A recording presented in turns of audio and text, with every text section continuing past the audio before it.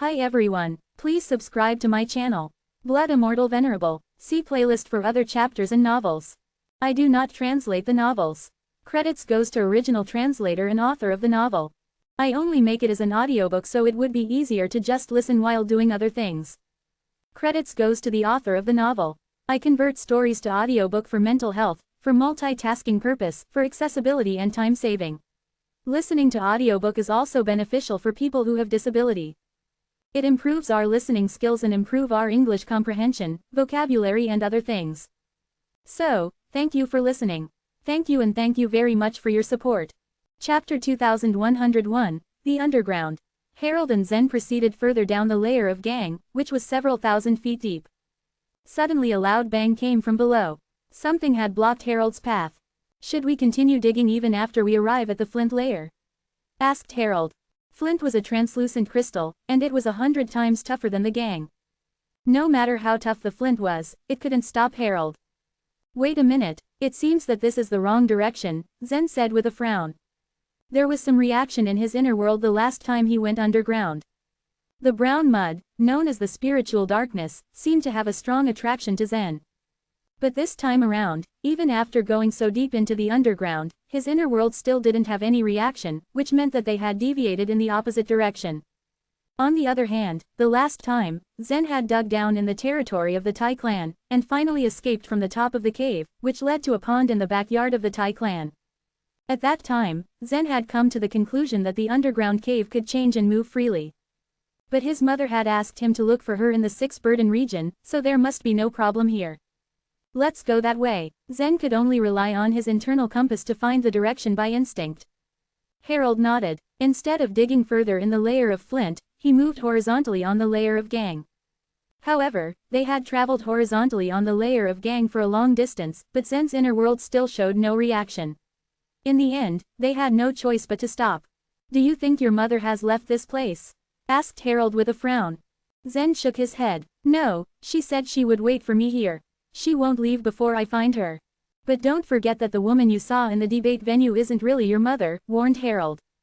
The Lorena in the debate venue was just an incarnation of fear. She was merely a replica, not the real deal. This meant that the real Lorena was clueless about the fact that her son was coming for her. She didn't have any memory of what happened in the debate venue either. If Lorena chose to leave this place before Zen arrived, how would he ever find her? You were right, Zen said dejectedly. His eyebrows twitched. It was next to impossible for him to find his mother here. No, Zen said with a smile. Even if the woman I saw at the debate venue was an incarnation of fear or my mother's replica, she still had a complete memory. Since she told me to seek her out here, she had a strong reason to believe that her real self won't leave this place. What you're saying does sound reasonable, said Harold, shrugging his shoulders. In that case, let's go on. With that, he took 2 steps backward, and a kind of ox-like strength burst out of his body. He clenched his fists and rushed toward the layer of flint beneath. Boom! It sounded like frying beans as the thick layer of flint under his feet cracked open. In a short while, Zen could see that the layer of flint under his feet was turning into semi-transparent ash, and collapsing rapidly like quicksand. Such powerful strength. Zen was shocked inwardly. Even if he used his prime strength source, there was no comparison between his strength and Harold's. Follow me, Harold nodded at Zen and jumped into the tunnel he had just created. Zen followed him into the tunnel without hesitation. The layer of flint was much thicker than the layer of gang, so they slid smoothly for 5,000 feet along the narrow space. When they stopped falling, they heard a dull sound from the tunnel wall. It sounded like something was going to come out of the wall. What's that? Zen's eyes flashed as his senses were heightened. They had been under the ground for a very long time, and they hadn't encountered anything. So this mysterious sound, which might indicate the presence of someone or something, was a welcome event for Zen. Harold's fingers lightly drilled into the wall and he abruptly banged on the wall with one hand. Bang! The wall had collapsed, and at the same time, a roar was heard by Zen and Harold. A huge snake head suddenly popped out from the wall. The snake opened its bloody mouth in an attempt to swallow the 2 of them in one gulp. Bah! Said Harold, seeming completely unaffected by this dangerous snake. The blood vessels in his right arm emitted multicolored lights, which were the colors of his strength source. Infinite power gathered in his right arm. Boom! Even a casual, light punch of his had the power to shatter almost everything. Before the huge snake head could snap its jaws shut, it had turned into dust from the impact of the deadly punch. The punch shot through a long distance, and Zen couldn't see what was going on so far away. Presumably, the snake had turned to dust. An earthly snake actually dared to attack sneakily. But it is good at making holes in the ground. We can look for your mother in the holes it has made, suggested Harold. The earthly snake was about 20 feet in diameter, and so was the cave in flint layer. Zen and Harold entered the tunnels created by the earthly snake and continued onward, but they still hadn't found any clue. They continued going further down the cave. It was hard to tell how far they had traveled. Suddenly Zen felt that the ground under his feet had become soft. We have arrived at the layer of soft stones, explained Harold as he stepped on the new terrain. Beneath the layer of gang was the layer of flint, and below that was the layer of soft stones. As the name suggested, the soft stone was not as hard as flint, but it was extremely malleable. It could not be penetrated by force alone. Even Harold couldn't break it easily. With all these obstacles, exploring the depths of the divine land was no mean feat. This was also the reason why Lorena chose to hide underground. We have reached the deep underground, haven't we? Zen asked. You are right, said Harold. If we go past these soft stones and keep moving further down, we will encounter the lethal fire magma. The green magma can kill the holy beings. Really? Zen asked in surprise. Harold nodded. That's the purest energy in the divine land, and also the foundation for maintaining the entire divine land. We can't continue anymore. Let's look for your mother somewhere else, he proposed. Zen was reluctant to leave. The underground world was so large and finding a particular cave was like looking for a needle in a haystack. However, he had to follow Harold's orders or advice, whatever you might term it. Just as Zen was about to leave with Harold, he suddenly felt a hint of warmth coming from his inner world. So he stopped immediately and looked around frantically. His inner world was programmed to have such a reaction only when the mud was very close to him. Chapter 2102, Meeting Lorena Again. What's wrong? Harold asked. There. Zen stretched out his arm and pointed at the gray soft stones in front of him. He moved and rushed towards the stones. The moment he approached the stones, his inner world suddenly gave him a strong sense of hunger. It felt like the most delicious food was hidden behind those stones. It's here, I have felt it. The mud is right behind the stones, Zen stated with certainty. Harold nodded in response. He went in action, but it was not easy for him to break those soft stones. His muscles started to swell as his shoulders worked up, doubling in volume within 3 seconds, and his arms were not in proportion to his stature. The soft stones couldn't be easily broken with brute force. Crack! Harold thought of another way by abruptly inserting his fingers into the stones. He opened his arms to both sides, and a crack appeared on the layer of the soft stones. Zen immediately saw a glimpse of a wide space through the crack. Under the dim light, he even saw the round stone plate. It's that cave. It can really move under the ground. Zen's face was filled with excitement. He was about to step in the cave, but was stopped by Harold. Let me go in first, Harold said and made Zen halt his steps. Harold thought that they might come across something strange in the depths of the ground. It was reasonable for him to ensure their safety by going in first. He positioned himself in front and climbed through the crack, and Zen followed closely behind. Entering the cave, Zen saw a brown thing running crazily not far away. It was about to enter another crack beside the cave. Don't let that thing get away, Zen hurriedly urged. The brown thing was the mud that Zen wanted, which was also the spiritual darkness that his mother mentioned. Of course not, Harold answered plainly. He effortlessly waved his hand in the air. The spiritual darkness on the verge of escape froze on the spot. It kept squeaking with fear as it was suddenly grabbed by an invisible force. No matter how hard it struggled, it couldn't get rid of the invisible force. Harold's hand, which was stretched, pulled back towards his chest, and the spiritual darkness immediately flew backwards, falling in front of the two. Right at the same time, something happened. Once again, strange shadows with long hands and feet appeared in the walls around the cave. This cave is a trap. After seeing those shadows, Harold became more vigilant. Before, Zen had an encounter with those shadows, but he swiftly ran away and avoided them before they came out of the stones. What Harold said was reasonable. This cave was probably a trap set by his mother. If some people broke in, they wouldn't miss it. They would either run away or stay behind to fight against the strange shadows in the stones. For another encounter, Zen was well prepared. The situation didn't give him a start, and what was more, with the help of Harold, he didn't panic at all. He moved fast and caught the spiritual darkness. His fingers ran down the mud on the body of the spiritual darkness, and soon found a bead. Grasping tight, he took the bead out. He hurriedly said to the bead, "Mother, it's me. I'm Zen." The spiritual darkness was manipulated by Lorena and the bead was its center. Last time, it was through the bead that Zen was able to see his mother. "Hurry up," Harold persistently said, staring at the wall of the cave. The figures in the wall became clearer and clearer. They exuded a strong aura and a strong sense of hostility. In another space, Lorena suddenly opened her eyes. "It's him. He's back." A flash of light gleamed on her crimson eyes as she saw Zen again. Last time, she had seen her son through the spiritual darkness, but before she could finish her words, the bead exploded. She never thought that Zen would once again return to this cave. Just as she was about to respond, she discovered a very familiar thing between Zen's eyebrows. It was a trace of her memory. When did I ever leave a memory between his eyebrows? Lorena felt strange, but as a red light flashed in her eyes, the silver light between Zen's eyebrows instantly flew into the bead of the spiritual darkness and into her mind. In this way, she had obtained the memory of the incarnation of fear. She read the memory and suddenly came upon a realization. It turned out that I asked him to come. Moreover, he has obtained the inheritance of the debate venue. Splash! Lorena's head slowly rose from the big pot, and the spiritual darknesses quickly transformed into her body. "You all stop." Hearing Lorena's command, the huge figures inside the walls immediately stopped moving forward and froze in the rocks. "We made it. My mother has already known we're here," Zen said as he stared at the eye of the spiritual darkness.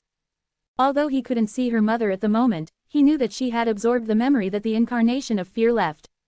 Harold nodded and said, "I'm glad to hear that." The truth was, he still kept thinking about what could be happening in the Swirl Forest. Both Halid and Augustus might be powerful, but he was still worried about them meeting some dangers in that forest. He hoped that Zen could meet his mother quickly for him to return back to the forest to help Halid and Augustus. 5 minutes passed as they silently waited. Crack, crack. Cracking sounds were suddenly heard from the left corner of the cave. A crack appeared among the rocks. It looked like a monster with its mouth wide open. Whoosh! Right then, a figure with a long hair flashed by and firmly stood in front of Zen. The figure in front of Zen was his mother, Lorena, whom he had met in the debate venue. Meeting his mother in the debate venue was, however, different from this moment. What he saw before was only the incarnation of his mother, and in front of him right now was his real mother. "Hello, Lorena," Harold greeted with a reverent bow. Lorena glanced at Harold. "Thank you for bringing Zen here in person." "It's my pleasure," Harold replied humbly. Lorena nodded and turned to look at Zen, her son. She had already absorbed all the memories of her incarnation. But for herself, it was the first time she really had contact with her son face to face. She touched Zen's face, revealing an attractive smile on her face. "Zen, please follow me." "Yes, mother," Zen resolutely answered and nodded. Before leaving with his mother, Zen naturally would not forget to activate the mountain token. The activated mountain token took Harold to the fairy palace in a flash. Zen put it away and walked towards the crack along with his mother. Chapter 2103, The Origin of Spiritual Darkness. Zen walked quietly behind Lorena as he scanned the cave up and down. The cave seemed to be emitting a faint smell of blood, while there were several pieces of brown mud running around. In addition, Zen also saw many huge heads that were embedded in the rows of rocks. The eyes of these heads were closed, as if they were sleeping peacefully. "Mom, what are these creatures? Why could they travel in the rocks?" Zen asked curiously. After reuniting with Lorena in the debate venue, Zen didn't feel distant from his mother. Instead, he felt very secure and safe with his mother. "These stone spirits were grown by me one by one. They are my bodyguards," Lorena replied with a smile. "You grew them?" Zen asked, slightly stunned. "Well, they are blessed by Chaos Ancient God to possess extreme powers. Even Harold may not be able to deal with them," said Lorena. "No wonder," Zen exclaimed, his eyes flashing with a spark. These stone spirits had always made Zen feel great pressure. Just as his mother had said, because they had the ability to contend against Harold, they might be comparable to holy beings. Underground, caves were connected one by one. Every time Lorena led Zen to the end of one of the caves, there would be a new one. The underground world was far more complicated than Zen had ever imagined. Along the way, Zen had seen a large amount of spiritual darkness. His inner world was like a beast that was ready to move, urging him to devour the spiritual darkness. He took a lot of discipline to restrain his urges. Soon after, Zen passed another cave and saw a large pot resting on the ground. Zen had seen this huge pot through the spiritual darkness, eyeball. Back then, his mother only had a head left which was soaked in the pot. Beneath the pot was a faint green flame swaying back and forth. "Sit down," said Lorena while pointing her finger at a particular corner. Zen nodded and followed his mother. He sat cross-legged on the ground beside the large pot. Lorena placed herself in front of Zen and stared at him with a happiness across her face. She had fused the memories of her incarnation of fear, but it was the first time she had seen Zen herself, so she had a different feeling. After a while, Lorena began to speak. "Your father is indeed courageous and resourceful. He dared to take a gamble and in the end, he was right. With my advice in the past, it would be impossible for you to create the 1,000 Sanskrit land." Seeing Zen's confused expression, Lorena continued with her explanation. "At that time, I did not want to leave you and your sister to your father. You two have pure blood and are destined to be extraordinary. However, in the divine land, despite being extraordinary, you could become only a holy being at most. But for some reason, you have to surpass this limit." What Lorena said puzzled Zen. This time, he wanted to seek help from his mother to break through his own cultivation level, but he couldn't seem to understand after what his mother explained. He asked, "But because I have practiced the primal chaos technique, I have been stuck at the low-rank true god realm. I'm even far inferior to a consummate true god now, not to mention a holy being." Lorena shook her head with a smile. At the same time, she said, "Vassals are always vassals. If one follows the road created by others, the road will come to its end eventually one day. Only when one creates his or her own road, can the person go further and have infinite possibilities." Her smile was so wide at this point. "Vassals. Mom, do you mean the holy beings are vassals?" Zen asked. "Yes," responded Lorena, "not only holy beings, all the creatures that cultivate life vitality in the divine land are vassals, while the creatures in the inner worlds of the holy beings are vassals of the vassals. Even if they pass the test in the mountain of holy beings and become holy beings, they still need to attach their universes to the divine land." Zen nodded in acknowledgement. Even though these holy beings had the magic power, he knew that they still couldn't leave the divine land no matter how hard they tried. "But my inner world can't expand yet, and my cultivation has been stagnant," Zen said, furrowing his eyebrows in concern. Hearing Zen's words, Lorena waved her hand gently, and a burst of noise rose from the surrounding. Many spiritual darknesses began to crawl over to them. "All you need is the spiritual darkness, right?" Lorena asked, and gave a wink afterwards. Zen looked at the numerous spiritual darknesses. The urge to devour them came back, and he swallowed hard. He nodded. "You see," Lorena smiled helplessly and said, "the primal chaos technique your master gave you is not complete. The incomplete cultivation method of course can't tell you how to obtain the spiritual darkness. In fact, spiritual darkness also exists in your inner world." She loved seeing her son in awe. "My inner world also has the spiritual darkness." Zen was stunned. In that moment, Lorena unfolded her slender fingers and a dark brown divine might coin appeared in the center of her palm. "Is that a divine might coin?" Zen stared at his mother. "Did she just do that?" Just then, she gently tossed the divine might coin away, and the spiritual darknesses immediately pounced over like a group of hungry wolves fending for their lives. The competition was fierce and brutal. Very soon, a spiritual darkness stood out and swallowed the divine might coin in whole. As the spiritual darkness fed with divine might coins, Zen asked in surprise. Lorena shook her head. "No, actually. The spiritual darkness is made from divine might coins. In the earlier days of the divine land, the 9 Li race occupied the entire place.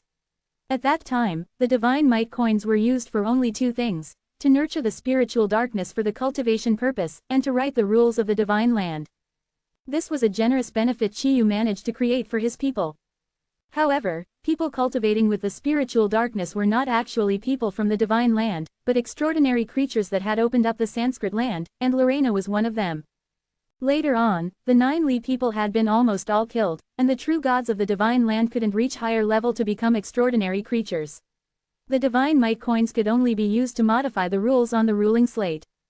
After Lorena was done explaining, Zen gave off a bitter smile. He had been exploring hard and was unable to break through in the end. He didn't expect that it was because the primal chaos technique he learned was incomplete. To put it simply, the primal chaos technique only recorded the methods to open up a small divine land, but it did not record how to expand or cultivate it in the first place. Zen, on the other hand, had relied on himself and accidentally reached what he was now. However, Zen had been stuck in condensing his godly tile, and couldn't develop any further up until he discovered the mud. You have created the 1,000 Sanskrit land for a long time, pointed out Lorena. Now I can help you break through your bottlenecks, but you still need to master the way to nurture the spiritual darkness. She looked at her son with a seriousness in her eyes. Are you ready, Zen? Zen nodded. With one point of her finger, the spiritual darknesses flocked towards Zen in a rapid pace. Chapter 2104, Mike's Ambition. Ever since Zen's inner world had emitted a strong desire that constantly stimulated him, he had been looking forward to making a breakthrough for a long time. His elixir field emitted a gentle light and he did not resist at all. Then, all the spiritual darknesses were completely absorbed. It seemed that Lorena didn't consider Zen's endurance, or she didn't need to consider that at all. May I enter your inner world and take a look? Asked Lorena. A smile spread over Zen's face as he nodded. At that moment, a figure that resembled Lorena's consciousness quickly floated into his inner world. Beside her stood his avatar and together, they landed at the same time. Phew, phew, phew, numerous spiritual darknesses kept squeaking and falling from the sky. The spiritual darknesses did not have a higher form of intelligence and were completely under Lorena's control. Although it was clear that they would be swallowed down, they still flew into Zen's inner world without hesitation. The strength source of the 9 divine stars is actually quite a lot, Lorena exclaimed as she glanced up at the sky. If I'm not mistaken, some holy being helped you forge the 9 divine stars, right? Yes, it's the strength source Holy J has given, said Zen. Lorena smiled. They are a bit unusual, aren't they? They actually gave the strength source directly to you. She thought that it was simply crazy to forge Zen's inner world into what it was now. She paused and gazed into the distance, only to see dozens of rays of light in the air. Is that the internal momentum of the godly ways? Lorena's eyes narrowed. She wasted no time and immediately flew towards the rays of light. As for Zen, he didn't say anything and simply followed his mother from behind. When Lorena arrived above the godly tile that Zen had condensed, she saw that it emitted more than 300 rays of light. Those rays of light contained the internal momentum of different godly ways, which were distributed throughout Zen's inner world. So many godly ways, Lorena cried out in surprise. There are at least 300 godly ways. How is that possible? I don't understand. Meanwhile, Zen thought that his mother, an extraordinary creature, must have known more things than him. Yet, why was she so surprised at what she saw? Mother, what's wrong? He asked curiously. His mother was still transfixed at his godly tile with a confused look on her face. How could you absorb so many godly ways? It's impossible. It was known that Chiyu had created the 3,000 godly ways in the divine land. They were made for the 9 Li people, not the true gods or the holy beings in the divine land. Now, it wasn't particularly hard for ordinary true gods to cultivate 1 or 2 kinds of godly ways. The extremely talented true gods could even cultivate 3 or 5 kinds of godly ways or combine 2 or 3 kinds of godly ways into new ones, all of which belonged exclusively to themselves. Lorena had never heard of anyone who could absorb over 300 godly ways like Zen. Father gave me a ruler, which is known as the Infinity Ruler, Zen answered honestly. The Infinity Ruler. Lorena couldn't help the chill that ran down her spine. She stared at her son and asked, how could it be? How could the Infinity Ruler appear here? It can't possibly appear in the divine land. If she was surprised before, now she was in utter disbelief. But before I came to the divine land, my father had indeed given me the Infinity Ruler, replied Zen with utmost sincerity.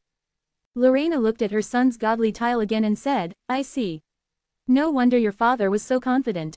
Although he didn't know many things, he understood the simplest thing. He gave you the Infinity Ruler so that you can absorb the 3,000 godly ways and get the Godly Way Guide. That way, your inner world will be more like the divine land. He wants you to gain control of the divine land. This is his ambition.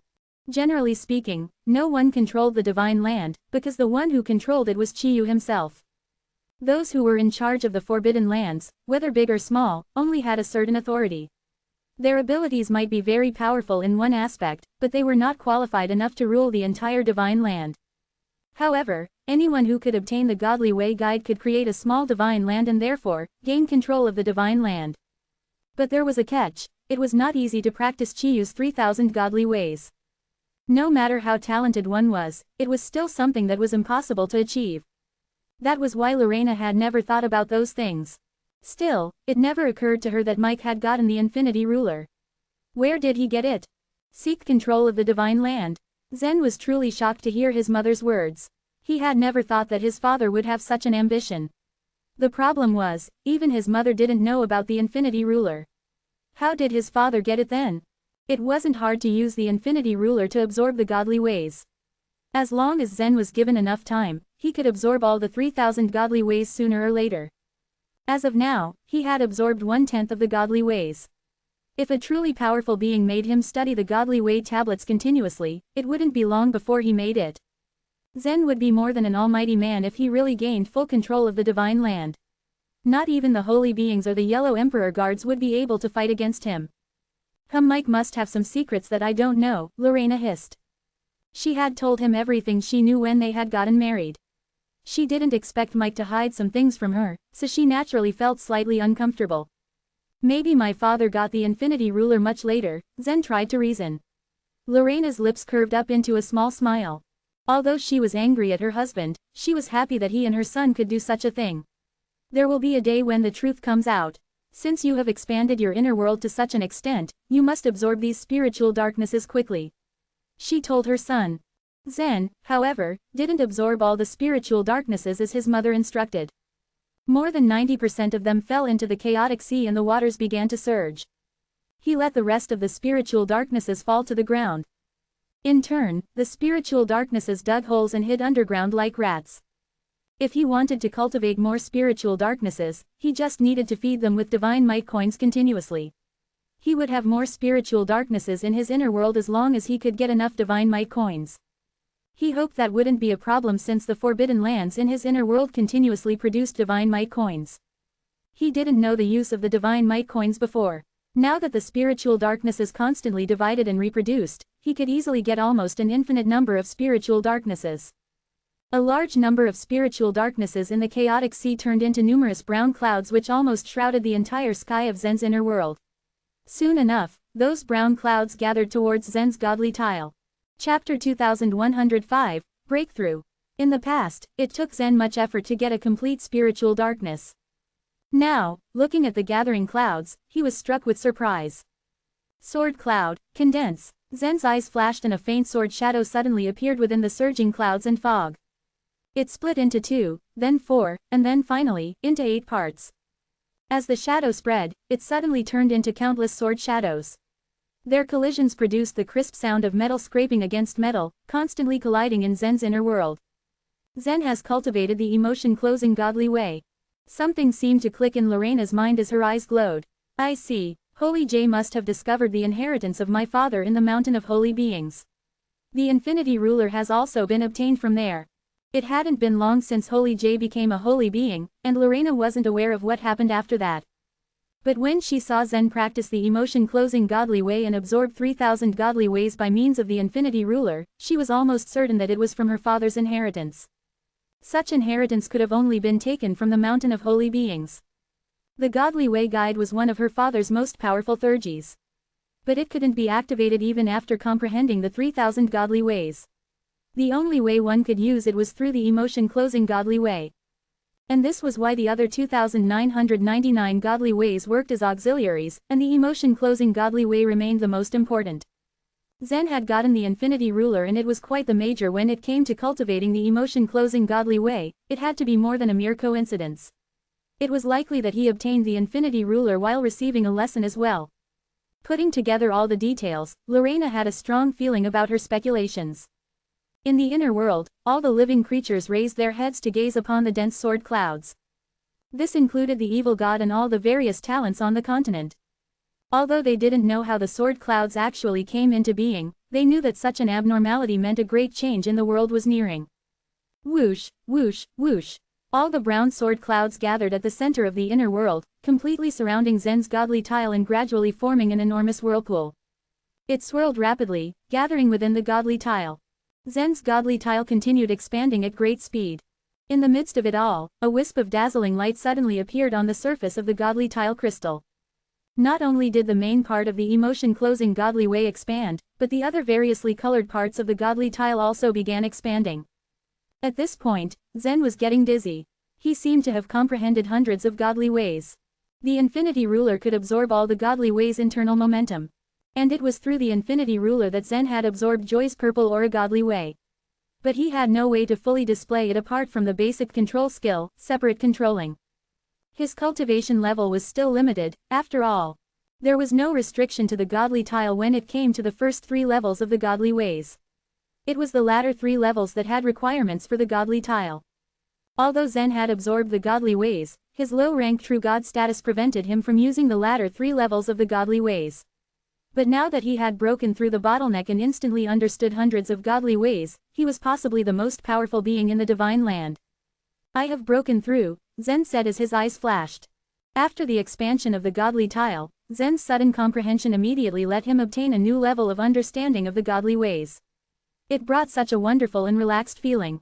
Just as Zen officially became a mid-rank true god, his entire inner world began shaking. Rumble. 1,080 golden Sanskrit words around his inner world released countless rays of golden light. My inner world is expanding once again. Zen was utterly stunned. A strong sense of tearing could be felt in his belly and Zen was trying his best to push it away. Even though he was an incarnation in his inner world, he could still clearly sense everything in his body, no matter how subtle. The continent in Zen's inner world began floating again.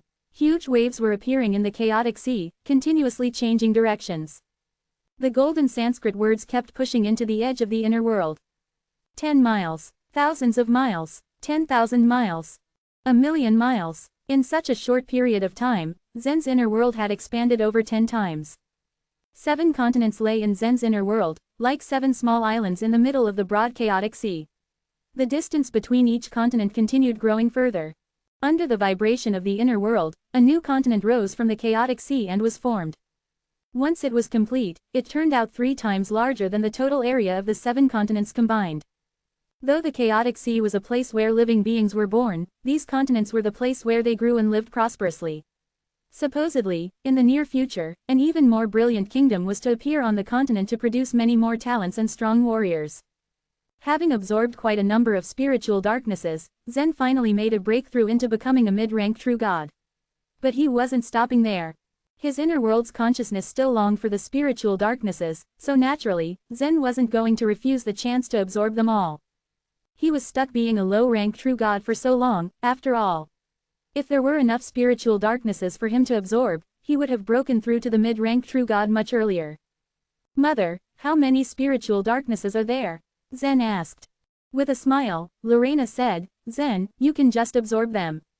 Although Zen had consumed far more spiritual darknesses than others had when opening the 1,000 Sanskrit land, to Lorena, it wasn't anything special.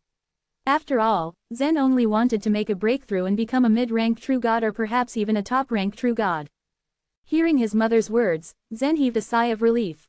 In the cave, the spiritual darknesses were still gathering from all directions, rushing into Zen's inner world and falling into the chaotic sea. The waters of the chaotic sea began boiling as more and more dark clouds and mist spread into the sky. And so Zen made use of these elements as means to try and become a top-rank true god. In the East Hall on a floating island, Nicholas stood there along with Jeremiah, Murphy, Clark, and the others. The holy beings gathering there belonged to the alliance of the rich and powerful clans led by the Dongfang clan. Nicholas had never had to endure anything. To him, only the weak had to endure all kinds of things in life. The Sword clan had offended the Dongfang clan and he was dead intent on counter-attacking without hesitation. 10 divine eras ago, I said that the day would come sooner or later. Are you guys ready, now? Nicholas's tone was cold. I obey all your command. I shall do anything you decide. The holy being from the Lu clan answered promptly. Because they were considered rather weak among the rich and powerful clans, the Lu clan was more than willing to suck up to and take advantage of the Dongfang clan. Our Tang clan supports you, of course. But can you ensure a smooth process? Clark asked skeptically. With a small smile, Nicholas was ready to answer. But at this moment, a small voice suddenly came to his mind, changing his expression entirely. He abruptly screamed out, Everyone, would you give me a moment of your time? Chapter 2106, Hamish Who. Under the gaze of the holy beings, in the blink of an eye, Nicholas disappeared right before everyone's eyes. Those present exchanged glances, none of them knowing what had just happened. But Nicholas was the one who gathered the holy beings to discuss some important matters. Why did he leave so suddenly? 30,000 miles to the east of the Time Sea was the Silverwing Divine City. Originally, it belonged to a second-tier clan in the Divine Land, but the Dongfang clan forcibly expropriated it some divine eras ago. How could a second-tier clan dare to go against a powerful clan above the Time Sea like the Dongfang clan? They were forced to keep their resentments to themselves to avoid damaging trouble. But the Dongfang clan never attached much importance to the Divine City. Although the Silverwing Divine City technically belonged to the Dongfang clan, the city revenues still went straight to the second-tier clan. Soon, Nicholas's figure appeared within the borders of the city. But no one in the entire city knew of his existence, not even the city's no-fly ban had been triggered. In a flash, his figure entered a building in the Silverwing Divine City. A thin old man was in the building. He was bent over at the waist, sorting out some materials. "You old man, hurry up," a mid-rank true god beside him berated. They were in a well-known pill refining workshop in the Silverwing Divine City, where the old man had dedicated many divine eras working hard. Being too humble and honest of a worker, he was often bossed around by those around him. But he was always diligent and efficient. In addition to being knowledgeable and requiring minimal salary, the pill refining workshop was naturally glad to have him as an employee. While many people treated him as someone insignificant, he had, in fact, long become indispensable. Whoosh! Just then, Nicholas entered the workshop. The sudden appearance of the stranger was quite a surprise to the many true gods there. "Who are you? How dare you break in here? This is an important venue of our Qian clan, welcome only to important people." This Qian clan was the second-tier clan in the Silverwing Divine City. Although the city was primarily under the Dongfang clan, in actuality, it was mostly controlled by the Qian clan. Because Nicholas hid his cultivation, the true gods naturally didn't know who he was. And they certainly wouldn't be polite to a stranger who walked in unannounced.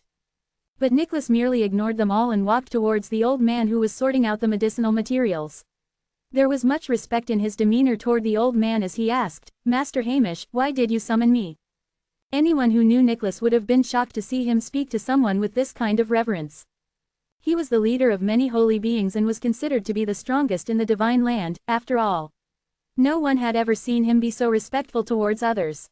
The old man didn't look up and continued letting his bony fingers move nimbly through a pile of herbs, picking out those of core quality. In a low voice, he said, "I felt Lorena's existence. I know where she is now." "What?" Nicholas's voice trembled involuntarily as his eyes grew eager with excitement. "Did you hear me? I'm talking to you. Who the hell are you? How dare you?" One of the mid-rank true gods felt offended at Nicholas's dismissiveness. The stranger actually passed right by him just to talk to the old man. So annoying. Nicholas's face darkened before he stretched out his hand and gave it a gentle wave. An invisible force engulfed the mid-rank true god. Before he could even finish his words, numerous cracks started appearing on the surface of his body like he was turning into a weathered statue. The cracks didn't stop until he turned completely to dust and dissipated in the air.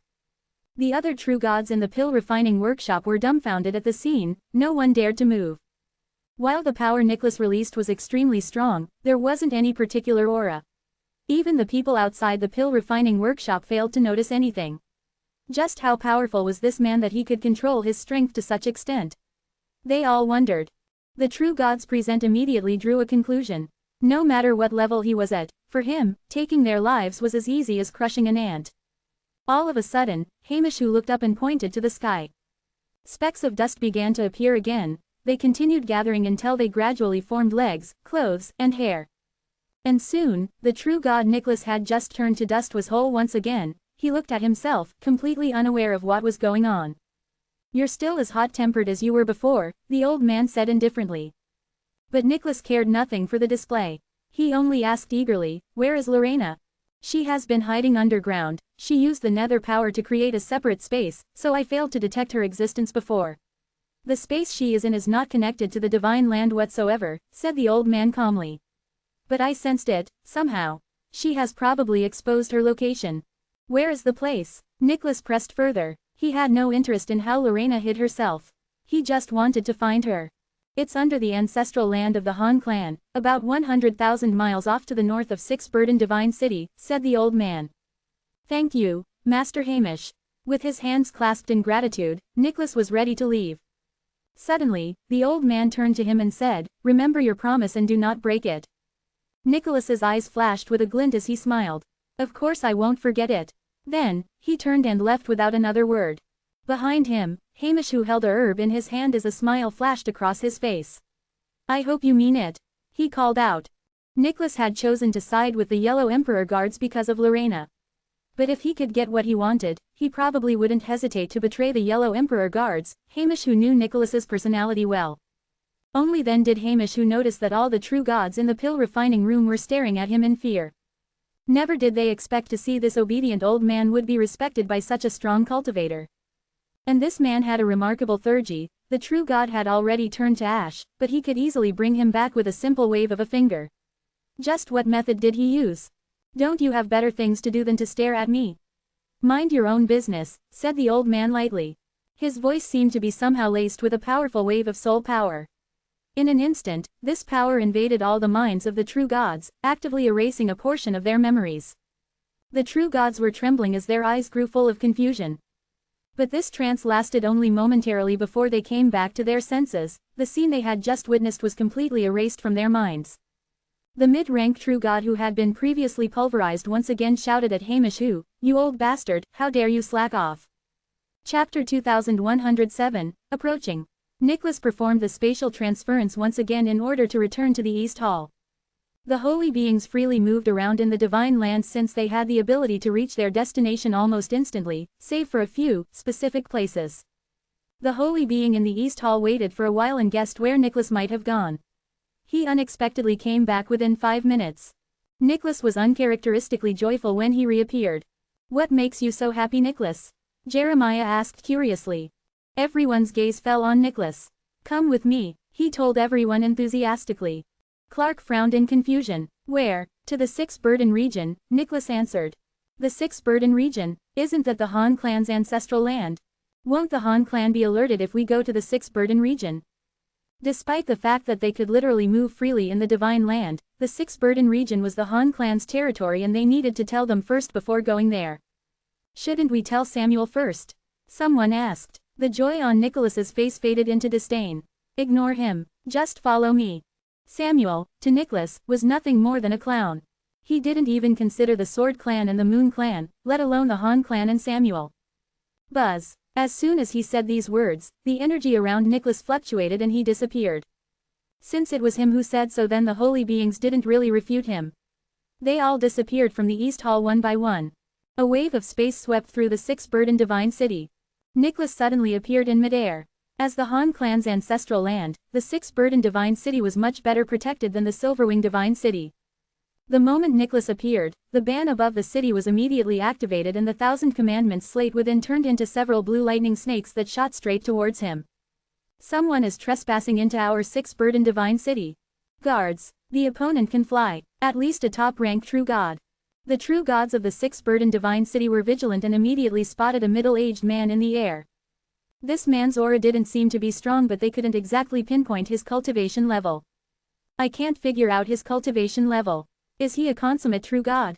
Hard to say. Maybe he uses some kind of cultivation method or has some kind of treasure that helps him hide his cultivation base. The Thousand Commandments slate will deal with whoever dares to break in." As soon as one of the true gods said this, a harsh sound reverberated in their ears. Crack! A strong lightning snake had reached Nicholas and wrapped around him tightly. The lightning punishment from the Thousand Commandments slate is very powerful. Even consummate true gods will have difficulty resisting. Even if he doesn't die, he's sure to suffer greatly. He must have so much free time. How dare he break into our Six Burden Divine City? He's courting death. There was a hint of sympathy in the true god's eyes. This man was sure to die under the lightning punishment. Crack! However, just as they were anticipating the man's death, the blue light from the lightning snake suddenly dimmed. The figure, however, remained intact. This scene stunned them immensely. How could this be? Who was that person? The Thousand Commandments slate didn't work on him. No, the Thousand Commandments slate is probably going to release a stronger punishment. Crack! Thicker lightning snakes burst out from the Thousand Commandments slate and headed straight towards the man. Nicholas merely huffed at the sight of these snakes. He stretched out his hands and appeared to grab something in midair. There was a loud bang as a building in the middle of the city suddenly collapsed. From the rubble came a slate that flew towards Nicholas. It was the Thousand Commandments slate. The true god's eyes almost popped out of their sockets at the sight. Those who came from the Han clan branches also had inconceivable expressions on their faces. When the Thousand Commandments slate was in front of him, Nicholas immediately threw a punch. Boom! The Thousand Commandments slate was supposedly indestructible. Thus, after getting punched by Nicholas, it didn't crumble but instead flew away until it was nothing but a black dot in the sky, disappearing into the horizon. Silence fell upon the entire six-burdened divine city. All the true gods held their breaths. This freak in midair could very well destroy the entire city. There was no way they could possibly defeat him. With the slate smashed far away from the city, more holy beings began to show up around Nicholas. Swoosh! There were now more than a dozen figures above the six-burdened divine city now. Unlike Nicholas, none of the holy beings bothered hiding their auras. The air was thick in power as the aura of these holy beings intertwined and covered the entirety of the six-burdened divine city. Are these people consummate true gods? No consummate true god can have such a horrible aura. These people are the holy beings. Why are there so many of them? Some true gods lived their whole lives never seeing a single holy being. The sight above them was truly unbelievable. They rubbed their eyes, some even checked the expression on other people's faces just to confirm if they were all seeing the same thing. There were indeed more than a dozen holy beings in front of them. Is there something here, Nicholas? One of the holy beings asked. Nicholas narrowed his eyes and gazed at the distance. 100,000 miles to the north. He then took a step forward.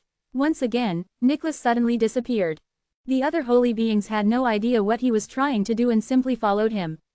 In a flash, all of them suddenly disappeared, leaving only the stunned true gods in the six-burdened divine city. Nicholas had launched the spatial transference once again and arrived above the Tai clan. He swept his gaze and saw an array flag. This array flag must have been placed by someone who was at least a consummate true god, Jeremiah said. It hasn't been here for too long. It seems to be guarding something underneath. What could it be? Nicholas smiled. An extremely important thing. As he said this, he immediately shot towards the array flag. In the depths of the earth, Lorena, who was within the rock layers, suddenly opened her eyes. She looked at Zen, who currently had his eyes closed as he tried to break through and become a top-ranked true god, with indescribable fear.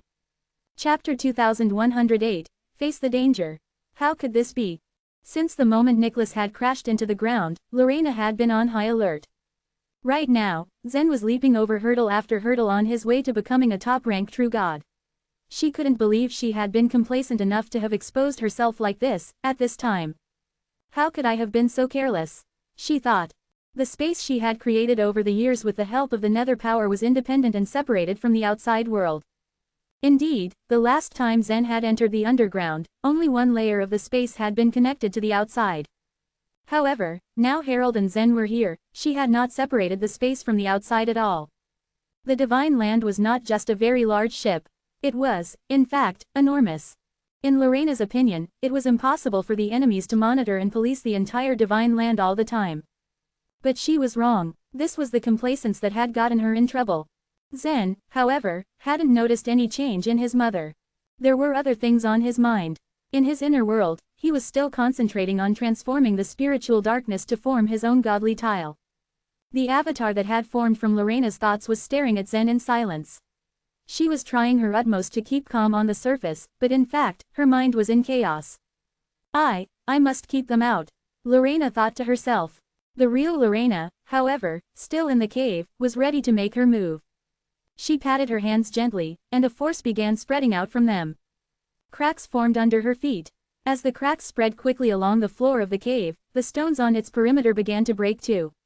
Soon, the giant beasts that had been sealed within the stones for thousands of years were finally released, one by one. The stone spirits climbed out of their stones, and slowly traipsed towards the entrance of another nearby cave. The power of these spirits was great. They were not much weaker than holy beings. But that was only true of their physical strength. The reason why the holy beings were so invincible was that they had more than just physical strength. Therefore, the stone spirits were still far from being on a par with the holy beings, or even demi-holy beings and consummate true gods. One could not rely on the stone spirits to defeat holy beings. Nicholas dived, following the passages dug by Harold. A black fireball was spinning in his hand. Whether it was ordinary soil, the gang layer or the layer of flint, everything that encountered the fireball melted like ice and snow. Thus, as Nicholas descended, the path ahead widened. The other holy beings behind him just needed to follow him. It seems that someone has been here before us. I wonder what Nicholas is looking for underground. I don't know, but what I do know is that there is nothing good in the depths of the underground of the Divine Land. There was nothing special in the depths under the Divine Land. This was the common consensus among those in the Divine Land. The creatures that were able to survive in the gang layer were extremely rare, let alone those that could thrive in the layer of flint. As for the layer of soft stone, no living being in existence could adapt to it. It was completely uninhabitable. Therefore, the large clans on the floating islands and the other true gods rarely, if ever, explored the underground. We will soon pass the layer of flint, and after that comes the layer of soft stone. Will Nicholas continue to descend? A holy being said, his voice tinged with worry. The layer of soft stone was very thin, and just below it flowed the lethal fire magma. Whoever broke the soft stone layer would come in contact with it, which was invariably fatal. Even holy beings would be consumed by it, sucked into its fiery depths, never to be seen again. No one wanted to follow Nicholas and risk being swallowed by the lethal fire magma. Dong! Nicholas was already standing on the layer of flint. He stood there, hesitating for a moment, and then raised his right hand. Streaks of space fluctuations circled around his fingers. Then, he tapped one of his fingers on the air in front of him. The ripples of space spread in all directions, like chaotic scattered winds. Even though the layer of flint was extremely hard, it was still vulnerable to being torn apart by the space fluctuations. Cracks began to appear in it, one after another. Nicholas's eyes flickered. He let his eyes wander for a while, until he fixed his gaze in one direction. A smile appeared on his face. A cave had appeared behind one of the cracks. Without hesitation, he walked towards that cave. There even is a cave here. The holy beings were shocked too. It turned out that Nicholas had come here just for the cave.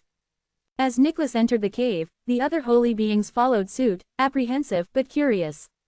A surprise was in store for them inside the cave, however. As they approached the entrance of the cave, a group of stone spirits rushed out. The stone spirits stood towering above them, their arms almost the same length as their bodies. Although they moved slowly and clumsily, their power was not to be underestimated. Nicholas, however, did not seem surprised to see the stone spirits. "Kill them," he said brazenly. "I really didn't imagine that such strange things lived under the ground," said Clark with a laugh. He looked excited. He stepped out, and it seemed as though flames were dancing around his body. As for the other holy beings, they also employed their own special skills. None of the holy beings used weapons to fight against creatures of this level. They were not even near strong enough to merit the fear of the holy beings. Bang, crack, splash, various kinds of energy erupted within the cave all at once. Physically powerful as they were, the stone spirits could not withstand even a single blow from these holy beings. Nicholas did not even bother to make a move. His figure flashed in the cave and he teleported himself forwards, completely ignoring the attack attempts from the stone spirits. Arriving at the end of the cave, he carefully examined the traces on the wall. Here, as soon as he had touched the wall of the cave with his hand, an invisible space fluctuation tore it apart, giving way to another cave. Of course, this cave was also filled with stone spirits. When Lorena had traveled through these caves with Zen, they had left cracks behind them. Most of those cracks had disappeared, but they had left behind traces and scars. Following these traces, Nicholas moved forward in this new, complex cave. The holy beings that followed him had come to kill the stone spirits. They are coming too fast. Meanwhile, Lorena, who remained at the bottom of the cave, frowned. With so many holy beings coming together, she would be overwhelmed by sheer numbers. Although she still had an advantage in the divine land, now was not the time to use it. Zen was still absorbing the spiritual darkness with his eyes closed. Oblivious, he didn't know how close his mother was to desperation, nor did he know that danger was approaching fast. As time ticked by, her eyes filled more and more with despair. Consumed with anguish, she realized that she had no choice but do the only thing she knew would work in this situation. "Zen, I'm sorry." She stared at Zen with a complex expression on her face, sad but resolved. It seemed that she had made up her mind to take a gamble. She raised her finger gently, and a small purple jade plate appeared in her hand. A purple circle of light shot out from the jade plate and completely enveloped Zen. Lorena's movements were precise and extremely subtle. Zen, all his attention focused on his inner world and his avatar, didn't notice a thing. A strong space fluctuation shot out from the purple circle of light shrouding Zen's body. Then, the fluctuation suddenly formed a whirlpool, and Zen disappeared into nothingness. At the same time, Lorena stood up, a smile on her face, a beautiful but sad and desperate smile. She reached out and gently flicked her fingers. The center of the cave cracked, and a stream of cyan magma poured out from it. It was the lethal fire magma. Chapter 2109, Perish Together. The lethal fire magma could just burn down anything, but the big black pot floating above it looked intact. Suddenly, Lorena jumped up and stood upright on the pot, looking outside of the cave. Although the divine land was huge, it was still too small for the holy beings. They could easily reach the remotest corners of the land in a short span of time. Lorena was well aware that as long as she went unnoticed, she was safe. Once she exposed herself, there would be no way out. Although she had some tricks up her sleeve, her slowness might bring her down. She had no choice but to send Zen away. Phew, soon a figure flew over. She realized that it was Nicholas. When Nicholas saw Lorena standing on the pot, his astonished face lit up. "Lorena," he exclaimed in delight. Whoosh, whoosh, whoosh. Instantly, a dozen figures appeared behind Nicholas. The holy beings were slightly stunned, seeing Lorena. That was when it struck them Nicholas's purpose. It turned out that he came for this woman. The holy beings started to talk in whispers. Once they became holy beings, they controlled the universes, so much so that they could create lives and other objects prevailing in the universes, as per their liking. For them, women were of little importance. That was why they were stunned that Nicholas could be so obsessed with a woman. However, this woman was no ordinary one. She possessed a special status. If they caught her, probably many of their problems could be solved. After all, it was a good sign for the alliance of wealthy clans. Lorena glanced at Nicholas coldly and curled her lips. A cold smile appeared on her face as she said, "You've been looking for me for a long time. Am I right?" Nicholas nodded in agreement. For years he tried to locate Lorena, but was unsuccessful. Hence, he came hastily, as soon as he got the news from Hamish. "Your talents and skills are still a bit weak. Even if someone taught you those, there is still the sea of truth for you to cross," Lorena said lightly. Nicholas smiled hearing her words. "I'm just a step away from it. Very soon I will cross the sea of truth and reach the other shore realm." Clark, Murphy, Jeremiah and other holy beings were astonished at Nicholas's claim. Although they were all loyal to Nicholas, they each had their own selfish motives. All of them vied for an equally strong personality. More or less, they all had some abridged truths of godly ways. However, these abridged articles were not enough to master the truths of godly ways, let alone cross the sea of truth. Since ages, there had been no one who succeeded in becoming an expert of the other shore realm. It had always been a far-reaching hope for the holy beings. That was why they were all stunned when Nicholas claimed he was close to success. Although Nicholas was now strong, he was still at par with other holy beings present. If he really reached the other shore realm, they would have to look up to him in the future. It was something that they were really not looking forward to. "That's wonderful. Congratulations," Lorena said with a cold smile. Even if Nicholas heard her sarcasm behind her compliment, he did not react to it. Instead, he said, "You can go back with me. After I reach the other shore realm, I will take you back to the source world." "What did you say? Take me back to the source world?" Lorena sneered at him. "And then what? Join the Yellow Emperor Guards?" Nicholas's smile froze when he heard her words. He was well aware about the dispute between the 9 Li people and the Yellow Emperor Guards. Actually, to be fair, so far his progress had been successful only because of the support of the Yellow Emperor Guards. "What kind of person are you? Do you realize that you are merely a pawn for them?" Lorena countered him. Her hair, which was 1,000 feet long, danced wildly in the wind. Nicholas's eyes flashed for a second. He controlled himself and tried again to drive sense into her. "As far as I know, your race's day is over in the source world, and your only hope of sanctuary in the divine land has long been destroyed. There is no need for you to be so stubborn." Crack, crack, crack. Several cracks appeared inside the cave, and soon lethal fire magma popped out of each of them. The holy beings were also equally stunned when they witnessed this explosion. Although they wouldn't really die because of the existence of universes, they would have to pay a heavy price to recover. Naturally, none of them wanted to be affected by the lethal fire magma. None of the 9 tribes of my race is willing to live in humiliation. Maybe this will be the last battle of my race, and nobody knows who will emerge as the winner. Maybe even I won't be alive to see that day, but whatever the consequences, we would never keep our dignity and pride at stake. Chaos Ancient God, please bless my race. Her voice turned cold and there was a coquettish and charming smile on her beautiful face. She waved her hand, and a strong wave veered around her. The holy beings became alarmed as they knew what was coming next. "The space is locked by her. We can't move an inch. What does she want from us?" Lorena glanced at the holy beings and said lightly, "All of you are going to die with me." Rumble. The cave started to collapse. The lethal fire magma poured in with force and surged in all directions. Seeing this, the holy beings turned deadly pale. This woman really wants us to die with her. Back off. We can't. There is also lethal fire magma behind us. Since Lorena moved the cave to the lowest layer, she had prepared for the worst. At the moment, she locked the space within the cave and led the lethal fire magma in to take the holy beings with her down to the bottom of hell. She might not be able to truly kill these holy beings, but it would take them a long time to recover. That way, she could buy more time for Zen, Yan, and Harold. Without any hesitation, Lorena tapped her tiptoe gently in the pot and jumped into the lethal fire magma.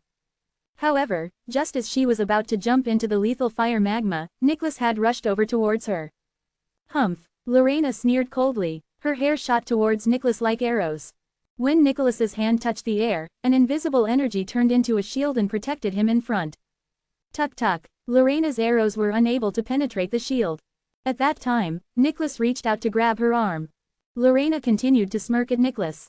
Suddenly her upper torso, barring her head, turned into brown mud, which clung to Nicholas's body like an octopus. If it weren't for you, my husband might have succeeded. Lorena, with only her head left, stared at Nicholas with hatred. That is why I am going to kill you today. The mud flowed around Nicholas and towards his elixir field. In the eyes of the true gods of the divine land, the holy beings were indeed indestructible, unless their universes were destroyed. But that didn't mean Lorena couldn't kill the holy beings. In fact, she could cut off the connection between holy beings and their universes. Only then did Nicholas realize that he had fallen into a huge crisis. Chapter 2110, Leaving the Divine Land. Zen had no idea what had happened inside the cave. He sat cross-legged in the stable space and wholeheartedly continued to break through to the top rank of the true God realm. A series of occurrences happened in his inner world. The sword clouds rolled towards his godly tile. Even though there was no more spiritual darkness entering his inner world, the brown clouds transformed by the spiritual darknesses were more than enough. It seems that Zen can successfully become a top-rank true god, Lorena said softly. The events that happened in the cave were clear to the wisp of Lorena's soul, but she didn't reveal anything not to disturb Zen's concentration. A focused Zen placed all of his thoughts on that godly tile. The breakthrough on becoming a top-rank true god had unexpectedly taken much longer time. Before he knew it, 2 hours had passed. With another roar in his inner world, the entire world once again expanded out. I made it! Surprise filled Zen's face as he cried out in success. As his inner world expanded, he felt that he had a much deeper comprehension about godly ways. Mother! Zen's avatar rushed towards Lorena. Congratulations, Zen! Lorena greeted him with a smile on her face, but was followed by an extremely complicated look on her eyes. Zen sensed his mother's strange emotion and couldn't help but ask curiously, Mother, what's wrong? The smile on Lorena's face gradually faded away, and she lightly explained, I'll tell you, but don't panic. After all, this is not a dead end for you. Zen was confused but still nodded in understanding. I have sent you to the chaos outside the divine land, Lorena bluntly said. What? Zen's heart skipped a beat as he opened his eyes. Only then did he realize that he was no longer in the cave, but was covered by a purple circle of light. He was full of doubts as he once again closed his eyes, and placed his consciousness on his avatar. Back in his inner world, he stared at his mother and eagerly asked, What happened? The holy beings found me when you were breaking through, Lorena voiced out with bitterness. Lorena was afraid of affecting his breakthrough, so she didn't bring it up. In order to make Zen understand the situation, she tried her best to explain the events that happened. What? Zen was given a shock and probed, who are those holy beings? Nicholas and his people, Lorena answered. This was probably the last name Zen wanted to hear. Lorena continued, I have no other choice but to send you out of the divine land. In the chaos, you will constantly fall, and you might encounter the out-of-land fiends, but in the end, you still have a slim chance of survival. If you fall into the holy being's hands, however, you will definitely die. This was a quick decision she had to make. How can it be? Mother, how about you? Zen's face was now crowded with anxiety. Lorena didn't give out any response but simply said, I'm counting on you to avenge me. Zen kept shaking his head. He couldn't believe what his mother just said. Did his mother mean that she was going to die? His heart wrenched as panic was written all over his face. That's impossible. They haven't found you for so many years. Why this time? It's impossible. How could he ever forgive himself if those holy beings had found his mother because of him? At this moment, Zen was already in a state of complete turmoil. He was completely unable to remain calm as he used to be. The wisp of Lorena's soul floated lightly as her hands held Zen's cheeks. Her extremely beautiful eyes stared at her own son's eyes. "Zen, you are already the last hope. Don't let me down," she said gently. It had only been less than a day that she had been together with her son, but they had to part in a life or death situation. This was too ridiculous. Zen, on the other hand, didn't move but just stared at his mother. She kept on reminding and rambled about the method of cultivating the spiritual darkness and the origins of the out-of-land fiends. He was completely still, not a word came through. Eventually, Lorena's soul became thin and slowly dissipated in Zen's sight. Zen still didn't move on the same posture, staring blankly ahead. He was on a trance for about 5 minutes until his avatar trembled and gradually scattered. He quickly opened his eyes and took out the token of mountain. He would be able to return to the fairy palace as long as he activated the token of mountain, whether he was in the universe or in the divine land. He wanted to find Harold because Harold might have a solution. Zen planned to go underground again to save his mother. However, the moment he tried to activate the mountain token, nothing happened. Zen continuously tried to activate this token, but the mountain token showed no reaction, like an ordinary iron token. It no longer worked this time. After trying a million times with no results, he was already full of anger, making him throw the mountain token strongly. Bang, bang, bang, the solid token flew around in the narrow space. The mountain token could be used in both the divine land and the universe. It should also work with Bromley's omnipotent Thurgy. Am I really in chaos? Zen thought in a daze. Taking a glimpse of the outside world was not possible from within the space. He couldn't even feel himself falling. He could only keep still as he sat with his legs crossed. His inner world had expanded greatly after he became a top-ranked true god, but his current situation disturbed his mood to explore. More than 10 days had already passed since he stayed in the same position, but the space which restrained him hadn't changed at all. All of a sudden, he discovered that a crack had appeared in a corner in the space binding him. Swish, swish, as soon as the crack appeared, thick brown mist poured in. Is this the chaotic energy? Zen's eyes flashed. An ordinary true god, or even a consummate true god, would think that the chaotic energy was extremely poisonous, but it wasn't the same case for Zen. It wasn't a threat to him because, after all, his inner world was made up of the chaotic energy. His mother didn't lie to him. She had indeed sent him out of the divine land. Thinking carefully, he realized that his mother's choice at the last moment was right. If she had sent him to any place in the divine land, perhaps Nicholas could track him down instantly with the holy being's power. The time he left the Time Sea and was taken away by Joy, Nicholas couldn't track his location. It was because of Estelle's action, which he was grateful for. Joy, on the other hand, to prevent them from being caught up, still took Zen to move thousands of times in a short time. His mother then could only send him out of the divine land. This was her only choice. Mother, I don't think you will definitely die this time. A light flashed across Zen's eyes. Maybe there's still a chance for everything, but the premise is that I must have enough strength. He had been down and depressed for 10 days, but he finally became resolute as his mood was adjusted. He observed as the crack in the space that fettered him gradually became wider. He could finally take a look at the situation outside. Zen could see a huge oval-shaped gem floating above him. He could almost recognize at a glance that it was the true form of the divine land. A red ribbon could be seen binding the gem. He grasped and understood from his location that he was already quite far away from the divine land. He didn't know when he would fall at the bottom of the chaos. Chapter 2111, Wild Bone. As he fell rapidly into the void, the bones of the beasts at the bottom of the chaos became larger and larger in Zen's eyes. Cracks kept appearing in the purple light circle that enveloped Zen, and eventually, it completely disappeared. It was as if Zen was sitting in a box without a lid as he fell down. It may take a long time for me to fall to the bottom at this speed, he thought. The divine land itself was quite close to the bottom of the chaos. However, calculated in the measurement of the divine land, it still felt like quite a long distance for Zen. A month later, Zen had finally reached the same height as those beast bones in the void. But these enormous beast bones were incredibly tall. Another 10 days had passed slowly. When he was about 100,000 feet away from the ground, Zen jumped out, flew in the air and began to float down like a leaf. Zen was like a speck of dust in this mammoth world. He descended quietly without drawing any attention. So this is the bottom of the chaos. The ground under Zen's feet was like a vast bed of snow. The world in front of him was pristine white. This whiteness was not due to snow, it was littered with skeletons. This was a wasteland of bones. All kinds of bones were strewn everywhere, arms, ribs, lamellar bones as well as bones of various strange shapes. Some of the bones were the size of a palm, while others were tens of thousands or hundreds of thousands of feet long.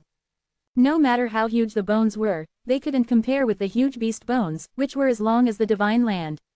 They stood like many mountains in the distance that no one could conquer. These bones must have all come from extraordinary creatures. Zen bent down and picked up a piece of bone. If the bodies of the true gods dropped into the chaos, they would get corroded to nothingness by the chaotic energy. So these bones certainly didn't belong to the true gods.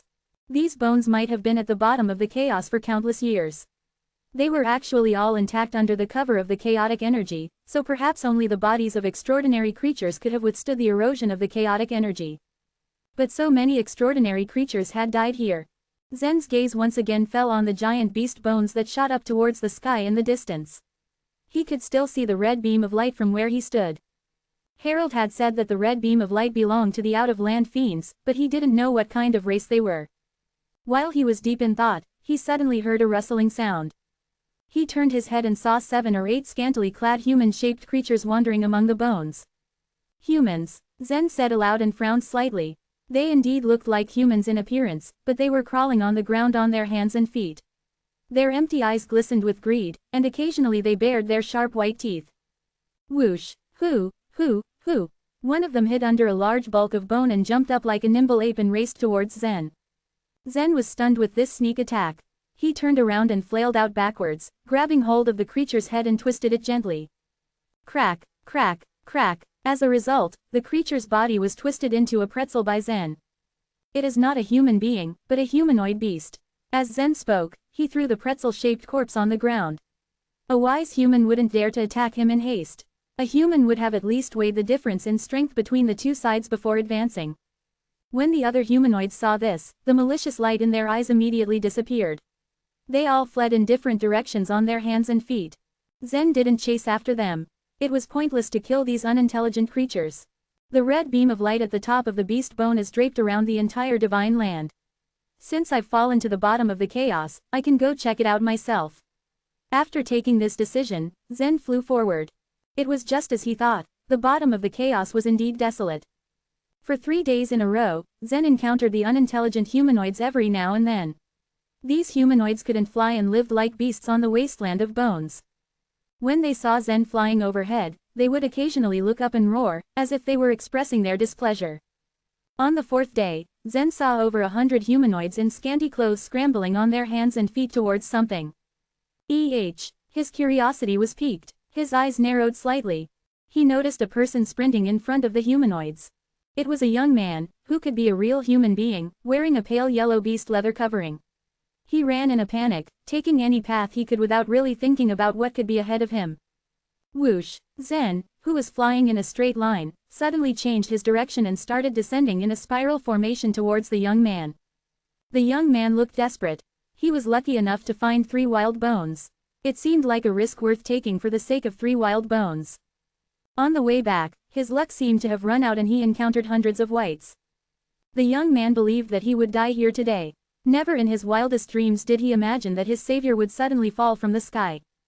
Astonished as he was, he didn't stop running. All he wanted now was to survive, so he ran for his life. But he heard a muffled sound behind him, and invisible fluctuations were surging in the air. Bang, bang, bang. The young man turned around and saw that 7 or 8 whites were lying on the ground, their bodies twisted. They were dead. Shocked by this scene, the remaining whites halted mid-pursuit and then scattered helter-skelter. These whites were not entirely stupid, but their IQ was very low. Seeing Zen kill their mates with ease, they knew that they could not afford to offend or take him on. Seeing the crowd of whites dispersing, the young man breathed a sigh of relief. He then turned to Zen and stared at him blankly. When he saw Zen ambling over, he took out a wild bone from his waist, knelt down on the ground, and held it up above his head as an offering. He said loudly, "This is what I collected from the wilderness. Please accept it as a token of thanks, sir." At first, Zen was puzzled about the young man's actions. But when he heard the boy speaking the same language as him, he became less wary. Anyway, humans were present at the bottom of the chaos. The language of the divine land was inherited from the source world, so the creatures at the bottom of the chaos must surely have some connection with the source world.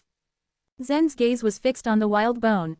From its appearance, the bone was no different than an ordinary one, but he could sense extraordinary power radiating from the bone. "What kind of a bone is this?" he asked. A strange expression appeared on the young man's face, as if it was hard for him to fathom the fact that Zen didn't know about this bone. But he still replied earnestly, "This is a wild bone, sir. I just dug it out of this wilderness." Chapter 2112, The Tribe.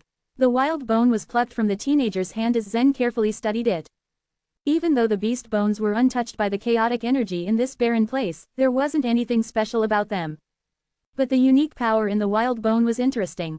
But then again, even though this young man and the humanoids didn't have advanced cultivation, they seemed unafraid of the chaotic energy. Would they also be considered as extraordinary creatures? Or out-of-land fiends? It wasn't the time to focus on that, so Zen put away the bone. The teenager nimbly approached him. "Sir, since you can fly, can you take me away from here?" Without hesitation, Zen grabbed the teenager's hand and flew. He needed to know about this strange place. "Do you come here often to pick up wild bones?" Zen asked. "Yes. This place is too dangerous for you," Zen softly said. Even if the crawling humanoids were like ants to Zen, they could still easily kill this teenager. It seemed like such a waste to get himself killed just to pick up wild bones. The teenager faintly smiled. "I was careless this time and went too deep in the immemorial wilderness. I used to only pick up bones at the edge. But now more and more people come to pick up wild bones, so I had to go deeper and try my luck. So this place is called the immemorial wilderness." Zen thought to himself. Out loud, what he said was, "There are many other people who get wild bones like you." "Of course, the wild bones are what we use to live on," the teenager replied without hesitation. When he followed the gist of the teenager's words, Zen understood the general idea of the situation. At the edge of the immemorial wilderness was a tribe and the teenager was a member. The people absorbed the power within the wild bones to become strong. The teenager had the same goal. Even if the immemorial wilderness was vast, its edge had been searched for countless years and the wild bones were considerably hard to find there. It was a great risk for the teenager to go deeper into the immemorial wilderness. In Zen's eyes, the teenager couldn't have gotten far at all because of the strength of his legs. The teenager instructed Zen to fly forth in the immemorial wilderness. Eventually, the white of the wild bones was replaced by the dark soil of the edge. There were fewer whites in the outer corners of the immemorial wilderness, just like the teenager said. There were some humans digging through the bones in search of wild bones. They flew for a bit more and finally exited the immemorial wilderness, greeted by a medium-sized tribe. "Here we are." A sly light was in the teenager's eyes as he pointed at the tribe. "Sir, let's go down first." Zen accepted the teenager's suggestion. It was too eye-catching if they flew into the tribe when the people here didn't know how to fly. He must be more careful in this strange environment. The out-of-land fiends at the bottom of the chaos could bind the entire divine land. The true strongest at the bottom of the chaos was probably stronger than a holy being. "Now that you're here, please come to my tribe and be my guest," the teenager said sincerely. Zen nodded slightly and followed the teenager into the tribe. Just as they crossed the mountaintop and approached the entrance of the tribe, a large group of burly men unexpectedly rushed out. Their hands were laden with sticks, iron forks, and stones. As aggressively they rushed towards Zen and the teenager. "Bane, how dare you come back? As I said, you, a Bane, are forever not allowed to return. Don't defend yourself. Get out." None of them even glanced at Zen. Their target was the teenager. With loud curses, the people rushed at them. Some of those who came near held the sticks and iron forks, while others stayed back to throw huge stones at them. "Help, sir, these people are trying to kill me." The teenager's whole body trembled as he hid behind Zen. The act would have been perfect. From the teenager's expression and voice to his actions, it would be hard to deny that he was terrified if it wasn't for the lack of fear in his eyes. It was hard to feign innocence and he obviously wanted to make use of Zen. The teenager asked Zen to land earlier so that the people wouldn't know he could fly. That was why they dared to rush forward fearlessly. It made Zen unhappy enough to frown. Even if he didn't particularly like it, Zen gently raised his hand and had wisps of invisible strength source condense in front of the people approaching. Whoosh, whoosh, whoosh, all the stones aimed at them turned into powdered dust. The sticks and iron forks in the people's hands disappeared from their hold. "Sir, you're so powerful. They always bully me. Teach them a lesson." The fake fear on the teenager's face completely disappeared and was replaced with excitement. In just a moment, the expression of the people changed. It wasn't within their expectation for a stranger to be so powerful and help the teenager. Who are you? Why are you helping this Bane? A man with cropped hair asked as he stared at Zen. Zen replied calmly, I don't plan on helping him, but you can talk calmly. There's no need to do this to a child. It didn't have anything to do with him, and Zen didn't like being used. A child? The man laughed coldly. Ever since he came to our tribe, misfortunes occurred every year. He's not a child but a living Bane. He always brings bad luck. Sir, this is our own issue, another person said. I'm not a Bane. The teenager forced his chin up despite the sadness in his face as he defended himself. Zelda can prove it. Humph. If Zelda didn't take you in out of kindness, we wouldn't have ended up like this. You can't go home, the man with cropped hair said firmly.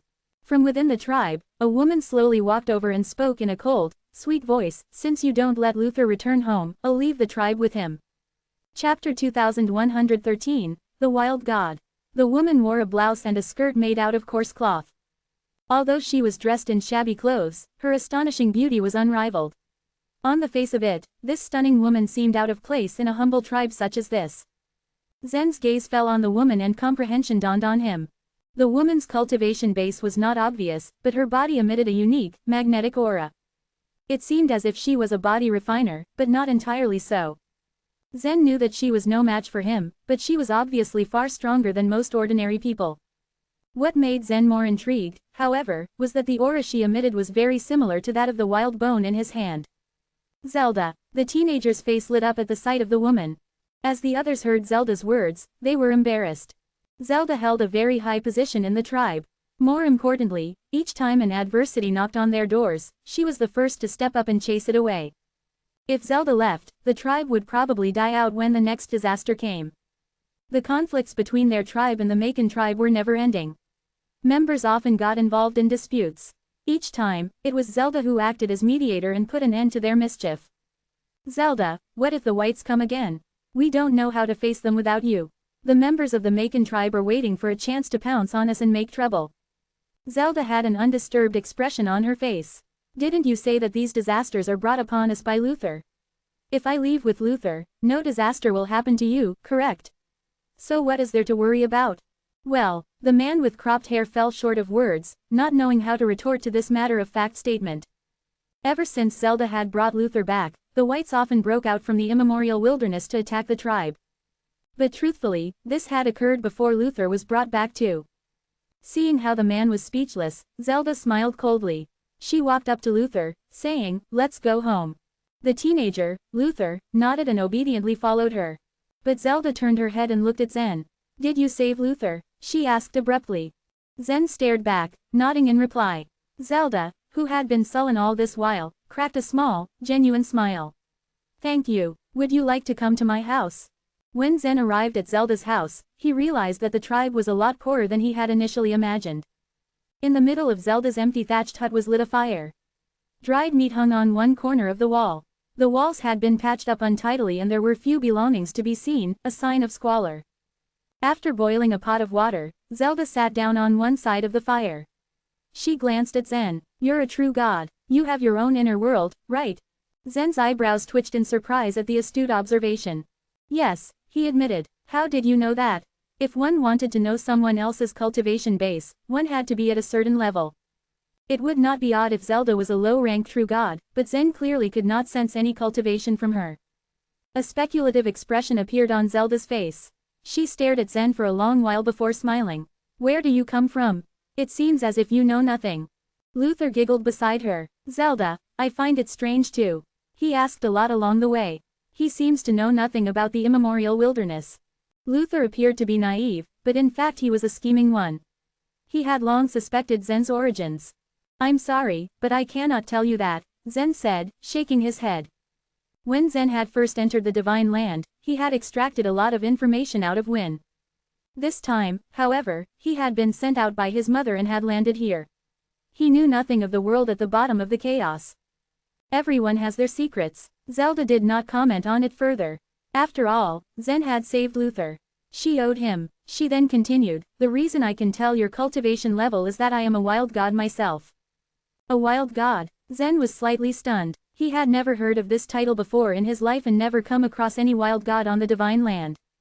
Zelda nodded. There are few true gods who practice the life vitality here, so I suspect that you are the son of a certain great force. But you have never been out, so you know nothing. Normally, Zen would have been able to tell Zelda's cultivation base from a mere glance. She was a low-rank wild god. However, he had never before encountered any wild god. He could only feel her exude a certain unique aura, which made it hard to pinpoint her cultivation base. As the wild god you said related to the wild bone. Zen finally remembered the wild bone. After all, the aura that Zelda gave off was similar to the energy of the wild bone. He slowly fished out the wild bone from his pocket. At the sight of the wild bone, Zelda's eyes lit up and she nodded. Yes, the power of wild gods comes from the wild bones. The wild gods practiced an entirely different cultivation system. At the bottom of the chaos, all resources were scarce. Creatures did not possess any resources to cultivate life vitality, and it was even more inconceivable for them to create a small divine land like Zen. However, this world was fair. The bones could be found at the bottom of the chaos. And covered an area as vast as the ocean itself. They were far too many to count. Many of them were the forgotten remains of powerful men. Over the centuries, these men had turned into wild bones, neither weathering nor decomposing. The creatures at the bottom of the chaos absorbed the energy in the wild bones for cultivation. This way, their strength advanced rapidly. In the end, they became wild gods. However, despite the huge number of wild bones, they existed to be used up one day. Zelda's tribe made a living out of picking the wild bones. Every once in a while, strong warriors arrived to exchange their necessary supplies for a batch of the wild bones. Of course, a part of the wild bones was left to Zelda for cultivation.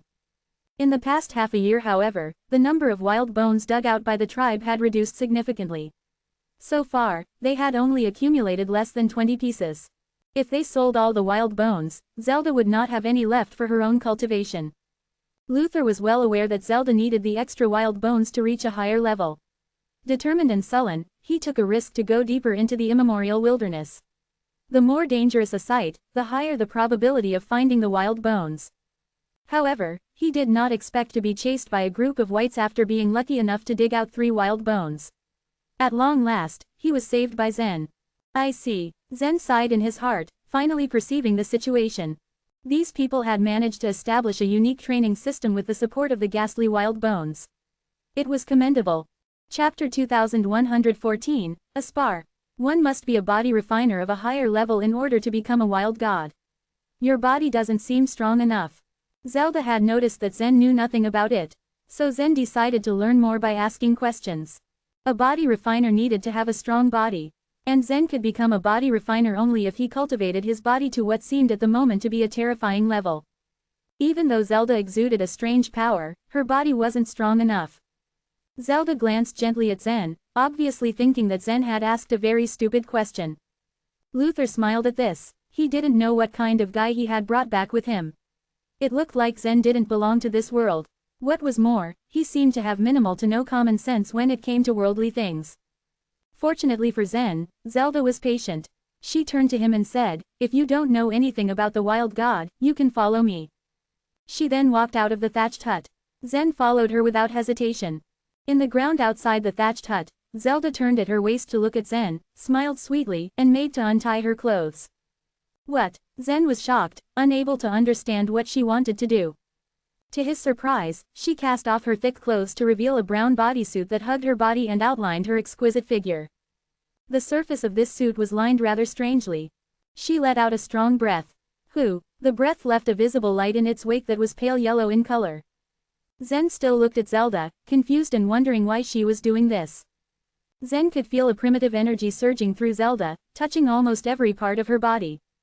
There were very few people in the Divine Land who could use power like this. Most of them used their life vitality on blades. For example, if Zen used his strength source, his power wouldn't have spread all over his body like the way Zelda's power was flowing through her. And then, Zelda said, "Grow." At this command, her body began to swell rapidly. Zelda was only about 4 feet tall, but she quickly outgrew Zen. 8 feet, 10 feet, 50 feet, 100 feet. The girl who had previously looked weak had instantly turned into a hill, and was now looking down at Zen. The force in her body turned violent, and her temperament changed almost instantly. She seemed to have turned into a beast from the depths of the savage land. "What is going on?" Zen exclaimed, shocked. He had witnessed skills that change the size of a person or thing in question. Some treasures or weapons could also do that. There were also a few special thurgies that could do this. Creatures with a special blood power could make their bodies swell in a short time. Zen's body would become larger even when he poured the strength source into his body. But the method that Zelda had used was completely different from the other existing thurgies. As her body swelled, every part of her body became larger, and her aura grew stronger to fit her huge form. She had taken off her clothes because she knew that when she grew larger, her clothes would strain against her growing bulk and be ripped apart. The bodysuit she was wearing could expand along with her figure. It still clung to her. "This is the power of the wild god," she said, looking down at Zen. At this moment, Zelda's fist was bigger than Zen's. But the changes that were taking over her body and the increase in her size seemed to be beautifully harmonious. Luther was accustomed to such scenes. Zelda was the one who took care of every single trouble that they faced. Zelda was the god of war and was responsible for guarding the tribe. Without her, the tribe would have long been destroyed. And since Zelda was so powerful, no one in the tribe could defeat her. It was also because of this that every time the tribe wanted to chase Luther away, Zelda would stop them. "Zelda, you can spar with him." Luther chuckled. Zelda's eyes flashed at this. With her insight, she knew that Zen's strength was something. After all, he was a true god. However, this was a world where most warriors cultivated to become wild gods, and cultivating to become a true god was just an auxiliary method. "We can have a try," Zen said, smiling. Zelda nodded. "Be ready then. I'll attack you soon. Also, you need to be very careful. I have great strength," she reminded him. She then turned her body abruptly, causing a violent wind to sweep across the tribe's thatched huts. Zelda's fist, which was about 10 feet wide, came crashing down towards Zen. Zen's eyebrows twitched as he saw her fist make its way towards him. Zelda wasn't kidding. Her strength had indeed increased multi-fold once she had turned into a giant. Zen stood still, his arms curved in front of him to protect his body. The strength source in his body suddenly exploded with a bang. His fist had collided with Zelda's huge one. Zelda was of the opinion that people who focused on cultivating to become a true god were weak, which was why she had deliberately suppressed her own strength of the wild god and only used about 40% of it. The young man, Zen, seemed to know nothing and his background seemed strange. But he had saved Luther and she thought that it would be inappropriate if she slammed him into pieces. But when their fists collided, she could feel an immense power radiating from this young man, the force of which seemed so irresistible. Once Zen had blocked Zelda's fist, he suddenly pulled back his elbow. The strong force moved along his arm, and Zelda's huge body began to retreat. Every time she took a step backward, the ground shook and a muffled sound could be heard. Her body expanded in size to become dozens of times bigger, but she was still very agile. She took a few steps backwards before turning and steadying herself. She stared at Zen's gleaming eyes and said, "You have such a strong power." She was no longer looking down upon Zen and had become even more cautious. This time, she unleashed 90% of her strength towards Zen's head. The two collided again. Zen stood still, the muscles on his arm bulging. He was blocking Zelda's punch with just one hand. Luther's eyes bulged at the sight of this. Zen hadn't even turned into a wild god. Nor did he have the power of a wild god.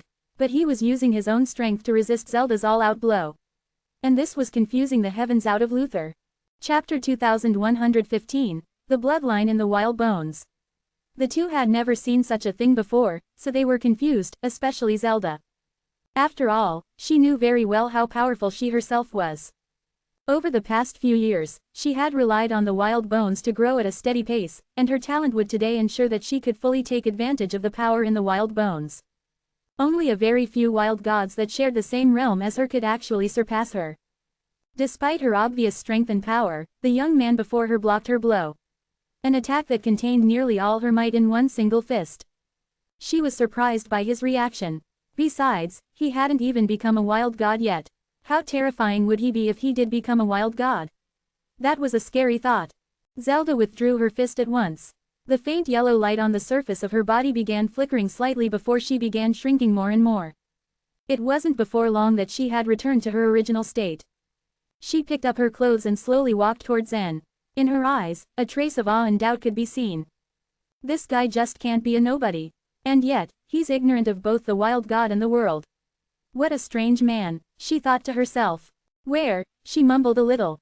Where did you come from? Zelda curiously asked. May I refuse to answer your question? Zen retorted. Zelda pursed her lips. She quickly came to the conclusion that Zen wouldn't tell her the truth easily, and thus, she asked him another question. Tell me then, what's the purpose of your coming here? My purpose? Zen asked pensively. His mother threw him down. Over time and especially now, Zen had gradually come to understand his history and what he would eventually have to face. If he had to have a purpose, then he indeed had one. I want to become stronger, he stated with confidence, his eyes shining eagerly. Luther suddenly interrupted them. It seems that your enemy is very powerful, am I right? Why have you come to that conclusion? Zen asked. Well, you're already so strong. And yet, you want to become stronger still. That's the only reason, said Luther with a shrug of his shoulders. Zen didn't refute. After his mother had explained everything to him, he indeed realized that his opponents were truly formidable. Defeating Murphy and Nicholas was a near insurmountable problem. Moreover, they were not his only opponents throughout the Divine Land. His only option was to become stronger. And what was more, doing so was quite urgent. In that case, you can cultivate and try your best at becoming a wild god. I can even teach you the techniques, Zelda said indifferently, changing back into her rough clothes. Zen raised his eyebrows slightly as a look of disagreement came over him. It was true, a part of him did want to become a wild god. When he looked down at the unimaginably enormous bones at the bottom of the chaos from above, Zen was deeply shocked. At the debate venue, Yan had summoned a huge shadow of snake goddess. Zen vaguely guessed at the possibility that all creatures here in the chaos as well as in the source world could, and probably would, become giant. The techniques Zelda demonstrated only reinforced his belief that he had guessed correctly. If the world at the bottom of the chaos was really focused on becoming a wild god, then Zen was confident he'd find the cultivation method there. That said, he wasn't necessarily familiar with this place, and the world was far more complicated than he'd ever imagined or faced before. Zelda was from a small tribe, but she had such powerful strength.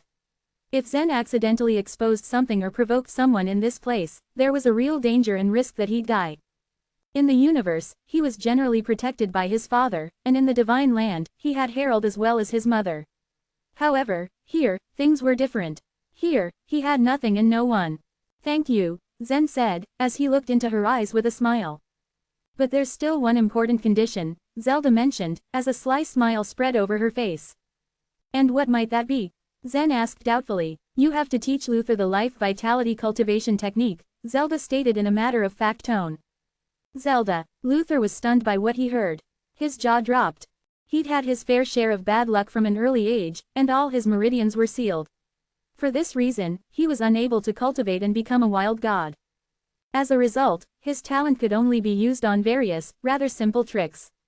It wasn't the first time Luther had entered the immemorial wilderness. He'd harvest every time he went inside it, but because it was too dangerous, Zelda wouldn't allow him.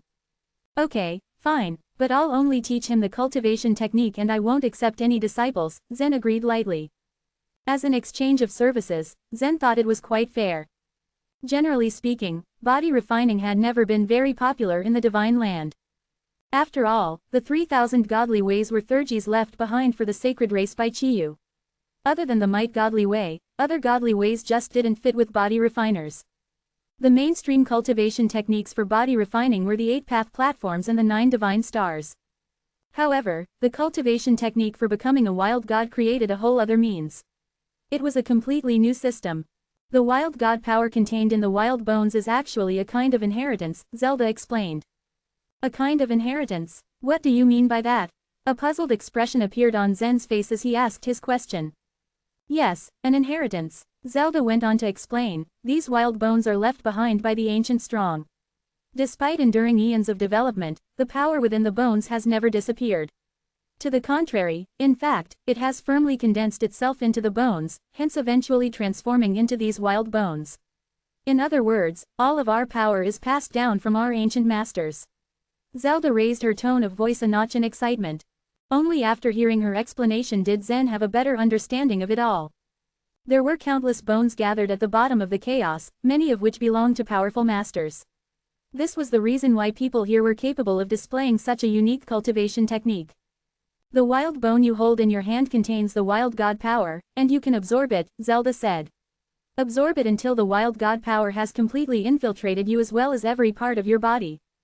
To infiltrate every part of his body. Zen thought back to the time when he had just started practicing martial arts. His ultimate goal then was to thoroughly remove all the impurities from his flesh body. However, the method for using the wild bone was the exact opposite. He needed to completely infiltrate his body with the wild bone's power. Don't worry too much, it's the lowest grade wild bone, so you won't be resistant to it. Some powerful wild bones aren't so easy to absorb, Zelda added. Are you saying there are even stronger wild bones? Zen asked curiously. Taking on an indifferent expression, Zelda smiled and said, of course, there are many kinds of wild bones throughout the immemorial wilderness. Some of their owners were extremely powerful in their day. Even trillions of years after their death, the marks of power contained in their bones haven't disappeared.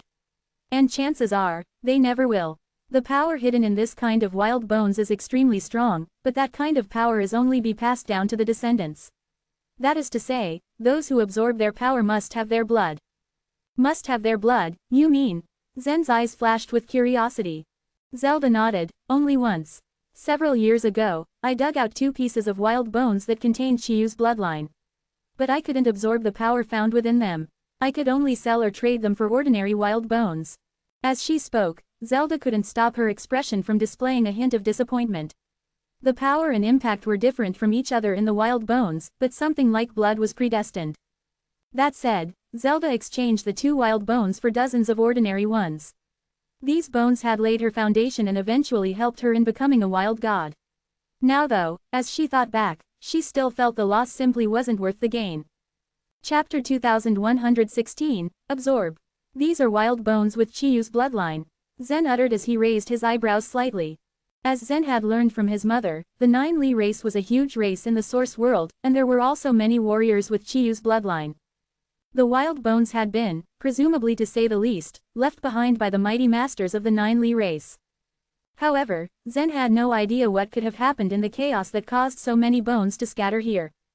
Seeing as only those who have Chiyu's bloodline can absorb the power within the wild bones, why would someone even buy them? Zen asked. He continued, could it be that there are also warriors with Chiyu's bloodline here? Zelda nodded her head. Yes, it has been said that among the powerful warriors on the bone towers, a few of them do have the powerful bloodline. There are actually people with Chiyu's bloodline here, Zen stated, almost to himself. His heart skipped a beat. Only the 9-Li people could actually inherit Chiyu's bloodline. Was it possible that the 9-Li people also existed among the out-of-land fiends? Or, could they have used other lesser-known methods to obtain Chiyu's bloodline? If there were really 9-Li people here, they could possibly become one of his strong reinforcements. Quite frankly, this was only the thought running through Zen's mind. He knew he couldn't act rashly before he completely figured out that crucial point. Let's just drop the subject for now. Don't you have a wild bone in your hand? I'll teach you the method for refining it now. Remember, you must keep it in your mind. Zelda smiled honestly. The methods for refining the wild bones were about the same, but not everyone could bear the wild god power. In the Iron tribe Zelda was from, she was the only one who could bear the power of wild god power. The power of a wild bone is ownerless. For this reason, extracting the power from the wild bones isn't difficult. What's truly difficult, is how much you can make use of such power, Zelda said seriously as she faced Zen, sitting with her legs crossed. In her hands, she too, held a wild bone. Luther dug 3 wild bones out of the immemorial wilderness. One of them was given to Zen in order to repay him for saving his life, and the other 2 were given to Zelda. The method I use is called the trickle spring method. I learned it from a master when I was still very young, said Zelda.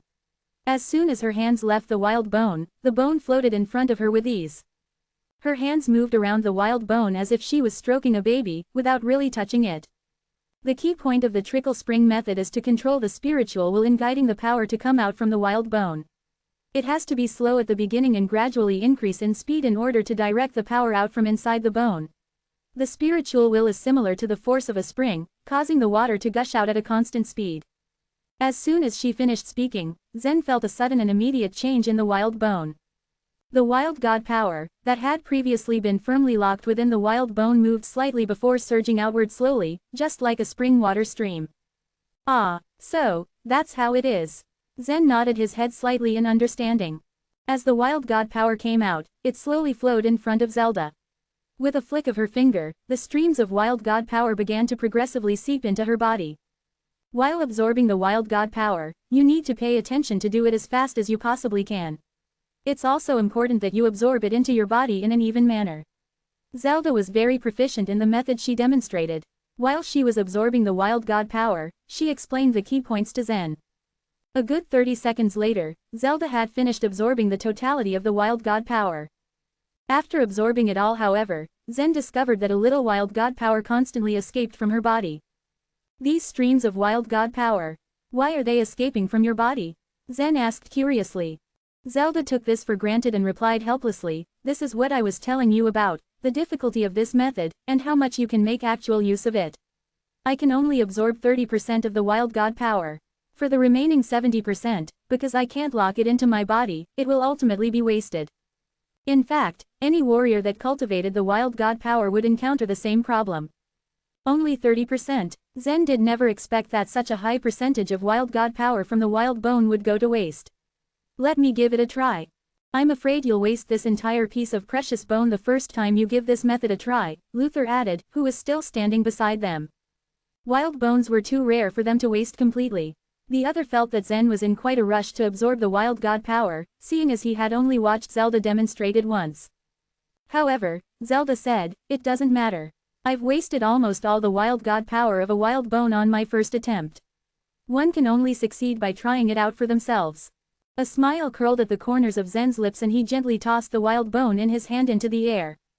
The wild bone slowly rotated in front of him, and simultaneously, he extracted the power from it according to the trickle spring method that Zelda had taught him just moments ago. Clearly, this method was too easy for Zen. As his fingers gently waved around the hovering bone, streams of wild god power were drawn out of it like threads reeling from cocoons. Zelda and Luther couldn't help but have the looks of amazement etched on their faces. Zen, how did you do it so quickly?" Zelda took a deep breath. Her eyes were wide open in shock. When Zelda performed the method with her skillful techniques, the wild god power that had been extracted poured out like water gushing from a spring. When Zen used the trickle spring method to extract the wild god power, on the other hand, the wild god power burst out in the blink of an eye. Furthermore, every last drop of power in the wild bone was extracted by Zen. Be it the trickle spring method or other methods though, they all used spiritual will in order to extract the power from the wild bones. Zen's soul was as strong as that of a consummate true god. Using his spiritual will to extract the wild god power was as simple as pie for him. After he had finished extracting the wild god power, Zen sucked it directly into his body.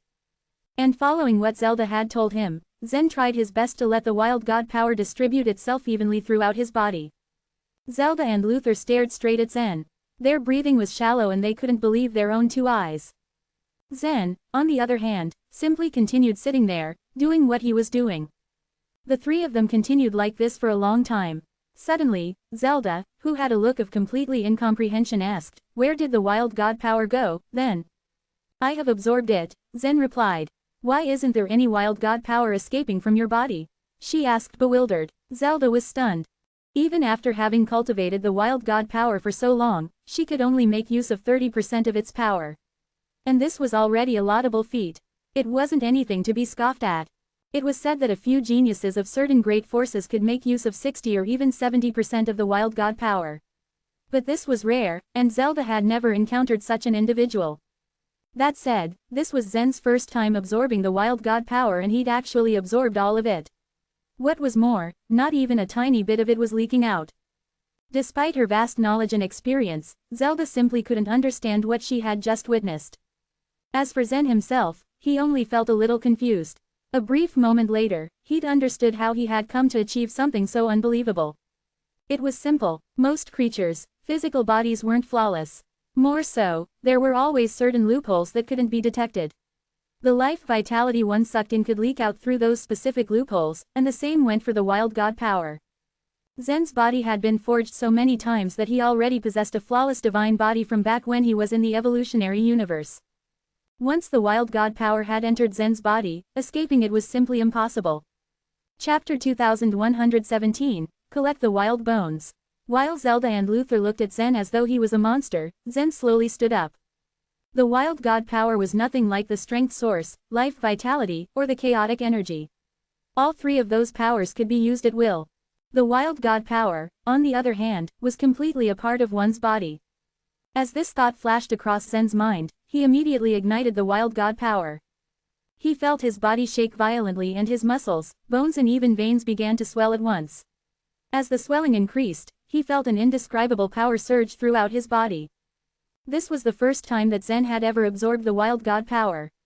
Seeing as he'd only absorbed a small piece of wild bone of the lowest level, he couldn't instantly turn into a 200-foot giant like Zelda was capable of. His body only stretched very little, and a brief moment later, he was a good inch taller. Even so, all this had made Zen feel very excited. The wild god power is really very unique, Zen muttered. It's nothing like I've ever experienced before. It was then that he noticed the surprise in Zelda's eyes and asked, "What's wrong?" You haven't answered my question yet," Zelda replied excitedly. Zen was capable of absorbing all the wild god power. In fact, his efficiency was 3 times better than Zelda's. In other words, when Zen refined a single piece of wild bone, it came out to the same as when Zelda refined 3 pieces. The gap was very wide. How could Zen answer such a question? It was difficult and confusing to explain. All he could do was shrug his shoulders and reply in a confused manner, "I don't know either." Zelda stared at Zen's face suspiciously. Based on Zen's previous performance, it was clear that he knew nothing about this power, but once he began putting it into practice, the technique went far beyond the common sense she could comprehend. Had she not seen it with her own 2 eyes, there was no way she would believe it now. Ultimately, Zelda said, "Maybe you really are suitable for cultivating to become a wild god." Any time she had faced a problem that couldn't be explained, she always eventually put it down to talent. Although she didn't want to compare herself with such a talented young man, she couldn't help but feel a sense of frustration right now. Becoming a wild god was more than having the capacity for absorbing a piece of wild bone. The unsatisfied Zen quickly turned his eyes toward the immemorial wilderness. Over the past few days, the people of the tribe came and went. They were busy collecting wild bones on the edge of the immemorial wilderness. Even on the edge of the immemorial wilderness, they still had very high chances of being attacked by the whites, which was actually very dangerous. Moreover, even if hundreds or thousands of people in the tribe went out collecting wild bones for an entire month, they'd only pick up 2 or 3 in total, and that was when they were lucky enough. Clearly, their method wasn't very efficient. Just as Luther had said earlier, the deeper they went into the immemorial wilderness, the higher their chances were of finding the wild bones. After all, it was safe to say that not many people even dared to go deep into the immemorial wilderness. If it weren't for Zen, Luther could have nearly lost his life. However, these weren't problems for Zen whatsoever. When he suggested entering the immemorial wilderness in order to search for the wild bones, Luther recommended himself immediately. He smiled cunningly and said, "The immemorial wilderness is so vast that you'll get lost if you aren't careful enough. Take me with you, I can be your guide." Zen glanced at Luther, who had a convincing speech. Despite that, Zen knew Luther would be a burden in the immemorial wilderness. He gently waved his hand, and a scroll appeared in his hand. "Don't bother. Here, this is a method for cultivating life vitality. You can learn it by yourself first. If you have any questions, just ask me." He extended the hand that held the scroll, giving it to Luther. As previously agreed, Zen would teach Luther how to cultivate life vitality. Luther was unhappy because Zen had refused him, but on the other hand, Zelda had strictly forbidden him from going into the immemorial wilderness, much less allowing him to follow Zen. Moments later, Zen entered the immemorial wilderness alone. Recently, he had the chance to develop a general idea of what the world might resemble at the bottom of the chaos. The real out-of-land fiends lived in the tall and huge beast bones. Zelda and Luther called them bone towers, because they were literally as large as the divine land itself. Each bone tower was equally considered a strong force. And within such strong forces, a few of the wild gods could transform into giants that were anywhere from 1,000 to over 10,000 feet tall. In comparison, Zelda was relatively weak among the wild gods. In order to enter a bone tower, I have to become a wild god. Zelda is a wild god, and even she still desires to become stronger. Why doesn't she just simply enter a bone tower then? Zen wondered to himself. As he flew above the immemorial wilderness, Zen continued guessing at different possibilities in his mind. Anyway, he'd always felt that Zelda and Luther had their own unspeakable secrets. However, those secrets had nothing to do with him. After all, Zen couldn't even protect himself right now. What he hoped for was to become stronger and ultimately return to the divine land one day. Whoosh, whoosh, whoosh, he hastily flew all the way down the immemorial wilderness. Before long, Zen had reached its true depths. Back when he had just fallen from the divine land, he had no idea about the existence of the wild bones. At the time, he only faintly felt that a mysterious aura appeared to be emitting from this wilderness filled with bones. Only now did he realize that the aura he had felt back then was from the wild god power. Only about an hour later, Zen landed with a thud. His feet crunched over the numerous bones. Due to the quantity, it was impossible to distinguish the regular bones from the wild ones with nothing but the naked eye. Zen tried squinting his eyes a little, and the spiritual will in his mind immediately spread out, reaching dozens of miles around him. It's much easier to use the spiritual will when looking for wild bones. Although he was talking to himself, a smile appeared on his face. Currently, he was sensing that the area held at least 7 or 8 wild bones. Whoosh! In a split second, Zen chose a direction and flew over. With a casual push, an invisible wave of force swept up layers and layers of bones. Splash! The bones surged like a thrashing white wave, and all the bones that were covered at the bottom suddenly rolled upward. Zen's eyes flashed as he stretched out his hand quickly, and a piece of wild bone fell directly into his grasp. He tightened his fingers around the bone. As soon as he obtained the first wild bone, he flew to the next location and repeated his technique. In this way, he had obtained all 8 of the wild bones in the surrounding area. It was obvious that Zen's method was much more efficient in finding the wild bones than that of ordinary people. After obtaining the wild bones, Zen flew into the air once more and continued flying deeper into the immemorial wilderness. As he continued on his way, he used his spiritual will in order to search an area of at least a dozen miles around him. After performing his technique several times, he had more than 30 wild bones in his hand. During this time, the ruckus he inevitably caused had also alarmed a few whites. As he attacked and killed a few of them, all the others left as quickly as they could. From that point on, no one dared attack him again. In half a day's time, Zen had already traveled thousands of miles deep into the immemorial wilderness. His pace was unbelievable. Just as his mind was off elsewhere, absorbed in collecting as many wild bones as he could, he suddenly heard an astonishing howl. The howl contained an extremely powerful, ear-piercing force. As the sound spread, it actually lifted countless bones up off the ground, forming a tsunami of bones. Zen looked in the direction from which the howl came. Tens of thousands of miles away, he was certain that he could see a huge skeleton shadow appearing and heading closer his way. He was startled, and with reason. Even from so far away, the skeleton shadow could still be seen quite clearly. No doubt about it, this huge skeleton must be at least 1,000 miles tall. Chapter 2118, A Piece of Blood-Red Wild Bone. The huge skeleton let out a chilling wail, and a giant appeared beside it instantly. That's a hominin giant. Even though he was tens of thousands of miles away from the giant, Zen could still see it clearly and knew what it was. This giant appeared so suddenly. How did it get to this size so quickly? Did it take advantage of the wild god power? Zen remembered that Zelda had told him that although she was already a wild god, she was at the lowest level and could only grow to 200 feet high. The most powerful wild god in the world, however, could potentially grow hundreds, even thousands of miles high. 1 mile was equivalent to about 5,000 feet. The vastness of a 1,000-mile-tall giant was indescribable. What kind of power could such a giant be capable of unleashing? Zen couldn't even begin to imagine. Standing before this giant of 1,000 miles tall, Zen seemed smaller than a speck of dust. He had never expected that he would see such a creature in the immemorial wilderness. It was beyond what any legend could ever describe. Soon after its appearance, the giant started to fight the skeleton. A gigantic creature like this would let out a huge roar every time it collided with something. The collision and the giant's roar sent shock waves in all directions, which turned into massive, destructive storms. Bones of different shapes and sizes were blown all over the immemorial wilderness. Whoosh, whoosh, whoosh, waves of cold windstorm rolled over the land, and the bones were swept forward towards Zen. If ordinary humans were hit by these bones, they would probably lose half of their lives immediately, and could even die if they were not strong enough. Zen, however, just stood there, letting the bones hit him, like a huge rock in a gushing river. His eyes remained firmly fixed on the battle between the two giant beings in the distance. Boom, boom. Soon after, Zen saw the giant snap the huge skeleton in two along the waist. The giant had won. Then, its job done, the giant seemed to evaporate, disappearing from Zen's sight. It should have become smaller again, Zen mumbled, standing buried almost up to his neck in the bones that were blown over. He twisted his body and came out from the bone pile, his expression determined and full of yearning. He had successfully sucked the spiritual darkness into his body.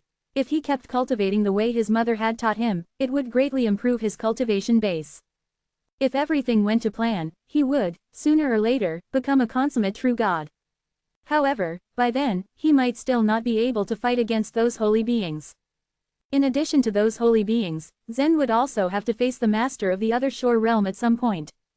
If he could cultivate the wild god power to the extreme, his strength would likely increase exponentially. This was the power that he desired. Without further ado, Zen resumed his search for wild bones.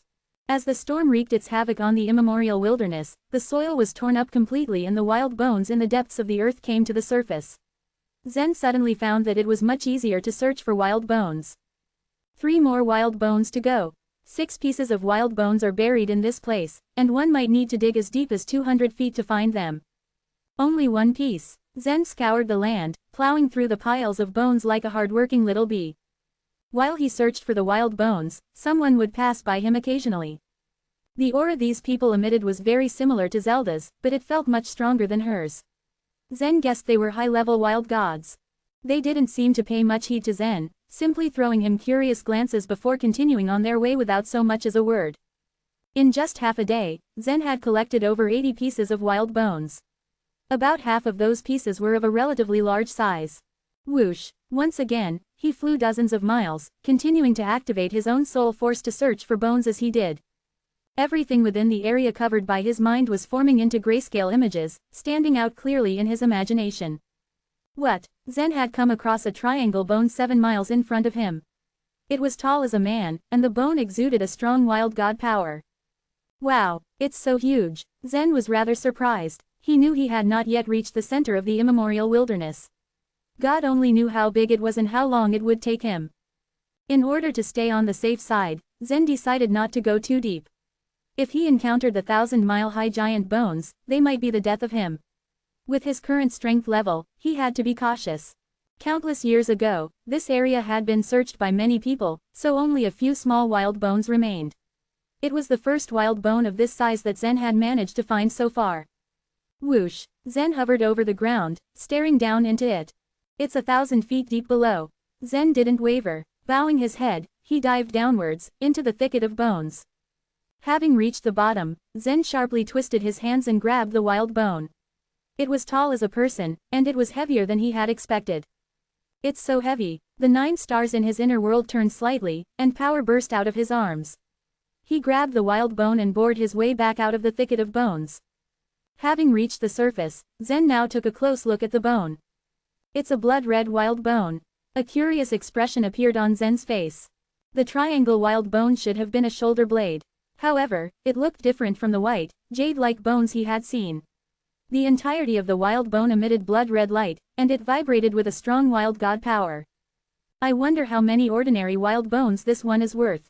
Zen's face lit up with joy as he went to store this wild bone with his space ring. At this moment, a gust of wind swept past his ears.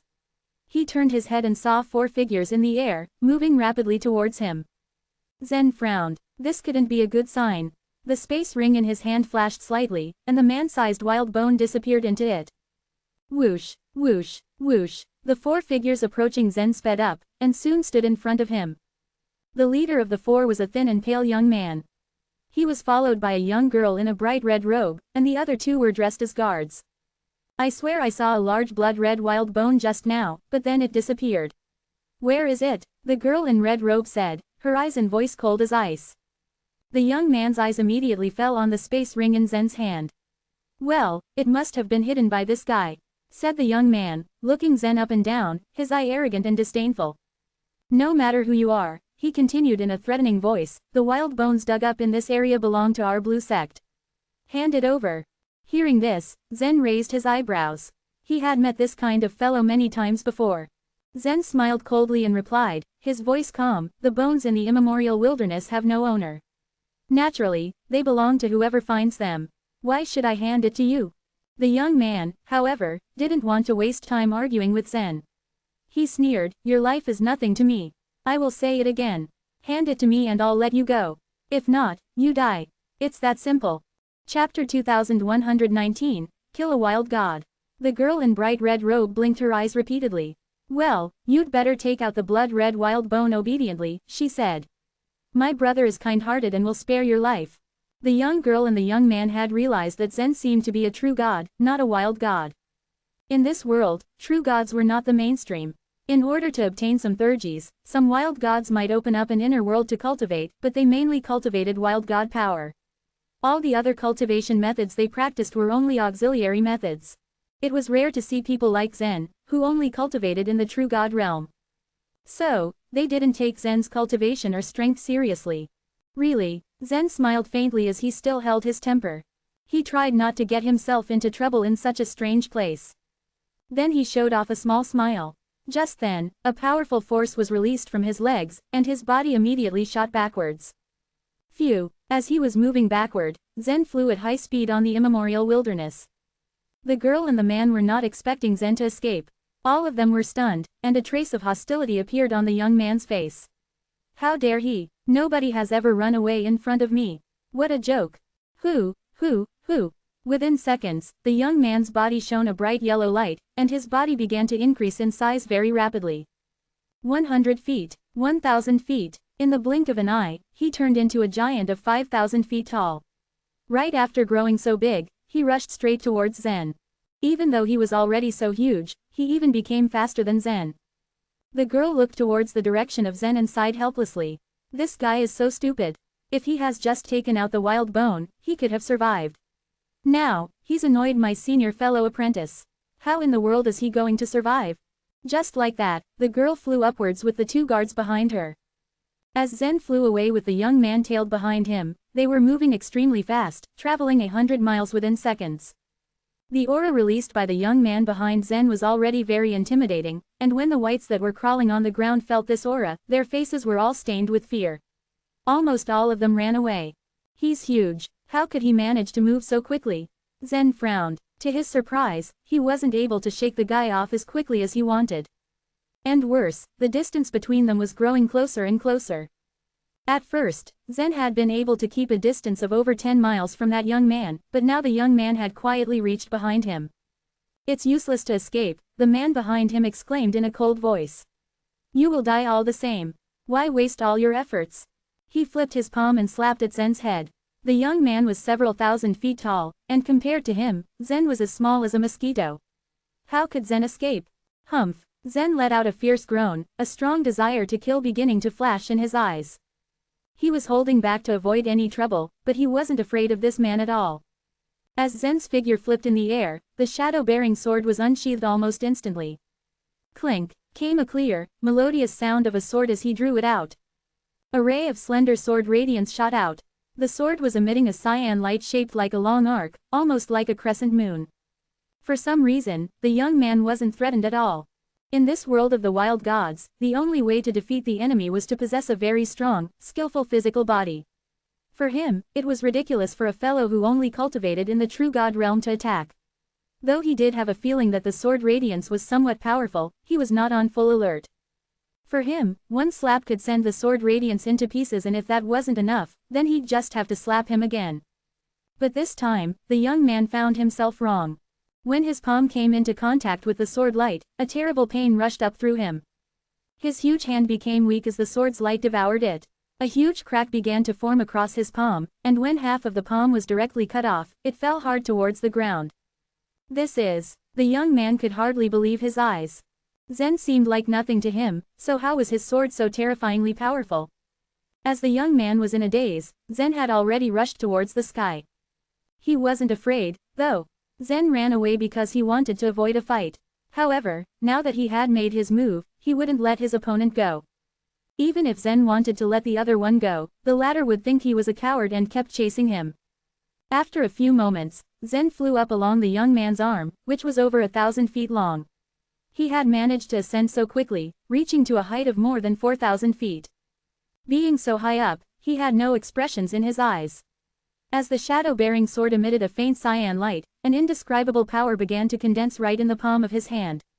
Wei's blending strike. Die. The moment he turned around, the Wei's blending energy that had been building up in his inner world burst out in one go. After all his years of practice, Zen's cultivation had been greatly improved and he had become a top-rank true god. Moreover, he had the shadow-bearing sword, and this made him somewhat unstoppable. He was more powerful than when he was at the debate venue. That cyan crescent-shaped sword light shot out with a powerful energy surging through. This strike was more than 100 times more powerful than Zen's first strike, and it was released so quickly that it was impossible for his opponent to react. As the young man was trying to regain his consciousness, the crescent-shaped sword light quietly swept across his neck. The young man stared blankly at Zen not far away, his huge body standing still. Soon, his head, which was as huge as a mountain, slid sideways and rolled down from his neck. Boom! The man's head smashed against the ground, leaving a big crater against the surface. The body, on the other hand, swayed back and forth before collapsing just the same. In the air more than 4,000 feet high, Zen was floating in the air, gasping for air as his chest rose and fell. To his surprise, it was easier to get rid of the guy than he had expected. For him, it was actually easier to kill a wild god than to kill a true god, because the life force of a wild god just came from their body. If he was fighting a true god, losing a head wouldn't have been a fatal problem. For a true god, the truly fatal injury was if their souls were destroyed, or if their elixir fields were broken. Because wild gods depended largely on their bodies, they'd immediately die as soon as they were physically harmed. Ah! At this moment, a scream echoed faintly from the distance. It was from the girl in red robe. The girl and the two guards realized that they had overestimated the young man's strength, so they had followed him quietly as he battled Zen. In their eyes, the young man could kill Zen in the blink of an eye, and the latter probably wouldn't have the chance to escape. Little did they know, the young man was fated to get beheaded by Zen, someone they thought to be weak. They didn't even witness how the young man's neck was cut off. Buzz! As the body lay on the ground, strong wild god power escaped it as it rapidly shrank down to normal size. Within a few seconds, it became the size of Zen once again. You. The girl stared at Zen in fear, her face full of disbelief. But the fright in her voice was not for Zen, but from seeing the young man's death. You actually killed him. Do you have any idea who he is? Chapter 2120, Showing Mercy. Zen's expression was surprisingly calm. I don't care who he is. It's none of my business. I only know that he was courting death. How dare you? Spat the girl in the red robe. Not once did she think about meeting a guy who feared nothing and no one. You're the one who's courting death, shouted one of her guards. The blue sect was the overlord of this vast immemorial wilderness. The young man Zen killed was the most talented disciple in the blue sect for nearly 100 years. Just recently, he had been chosen as a personal disciple by the sect leader, but now he had died on a trip outside. Thinking of their leader's cruel and violent nature, the guards worried about how they were going to explain all of this to him. Whoosh, whoosh, whoosh. The two guards' bodies glowed a faint yellow light and their bodies began to grow in size. They grew and grew until they were 5,000 feet tall. The two of them looked at Zen menacingly. Don't kill him. He killed my dear brother. We'll surely be punished when we return to the sect, but if we take him back, my master might vent his anger on him instead of us, the red-clad woman said coldly. She was also a personal disciple of the blue sect's leader. Like her late fellow disciple, she was very gifted, but her cultivation base was much weaker than his. The two guards considered her words before shooting Zen malicious glares. You brat, if you know what's best for you, you will surrender without a fuss. They already knew Zen's swordsmanship was very strange and powerful, however, they also believed that the young man died because he had underestimated Zen. Now, both of them were going all out, leaving Zen no chance to win. Surrender. Zen slightly raised the corner of his mouth and gently lifted the shadow-bearing sword in his hand. Do you think that's possible? Cut the garbage. Just cripple him first, the other guard spat angrily. Without hesitation, the two giants came at Zen like two mountains. The girl stared intently at Zen. From the very beginning up to now, she had not found the slightest trace of panic on Zen's face.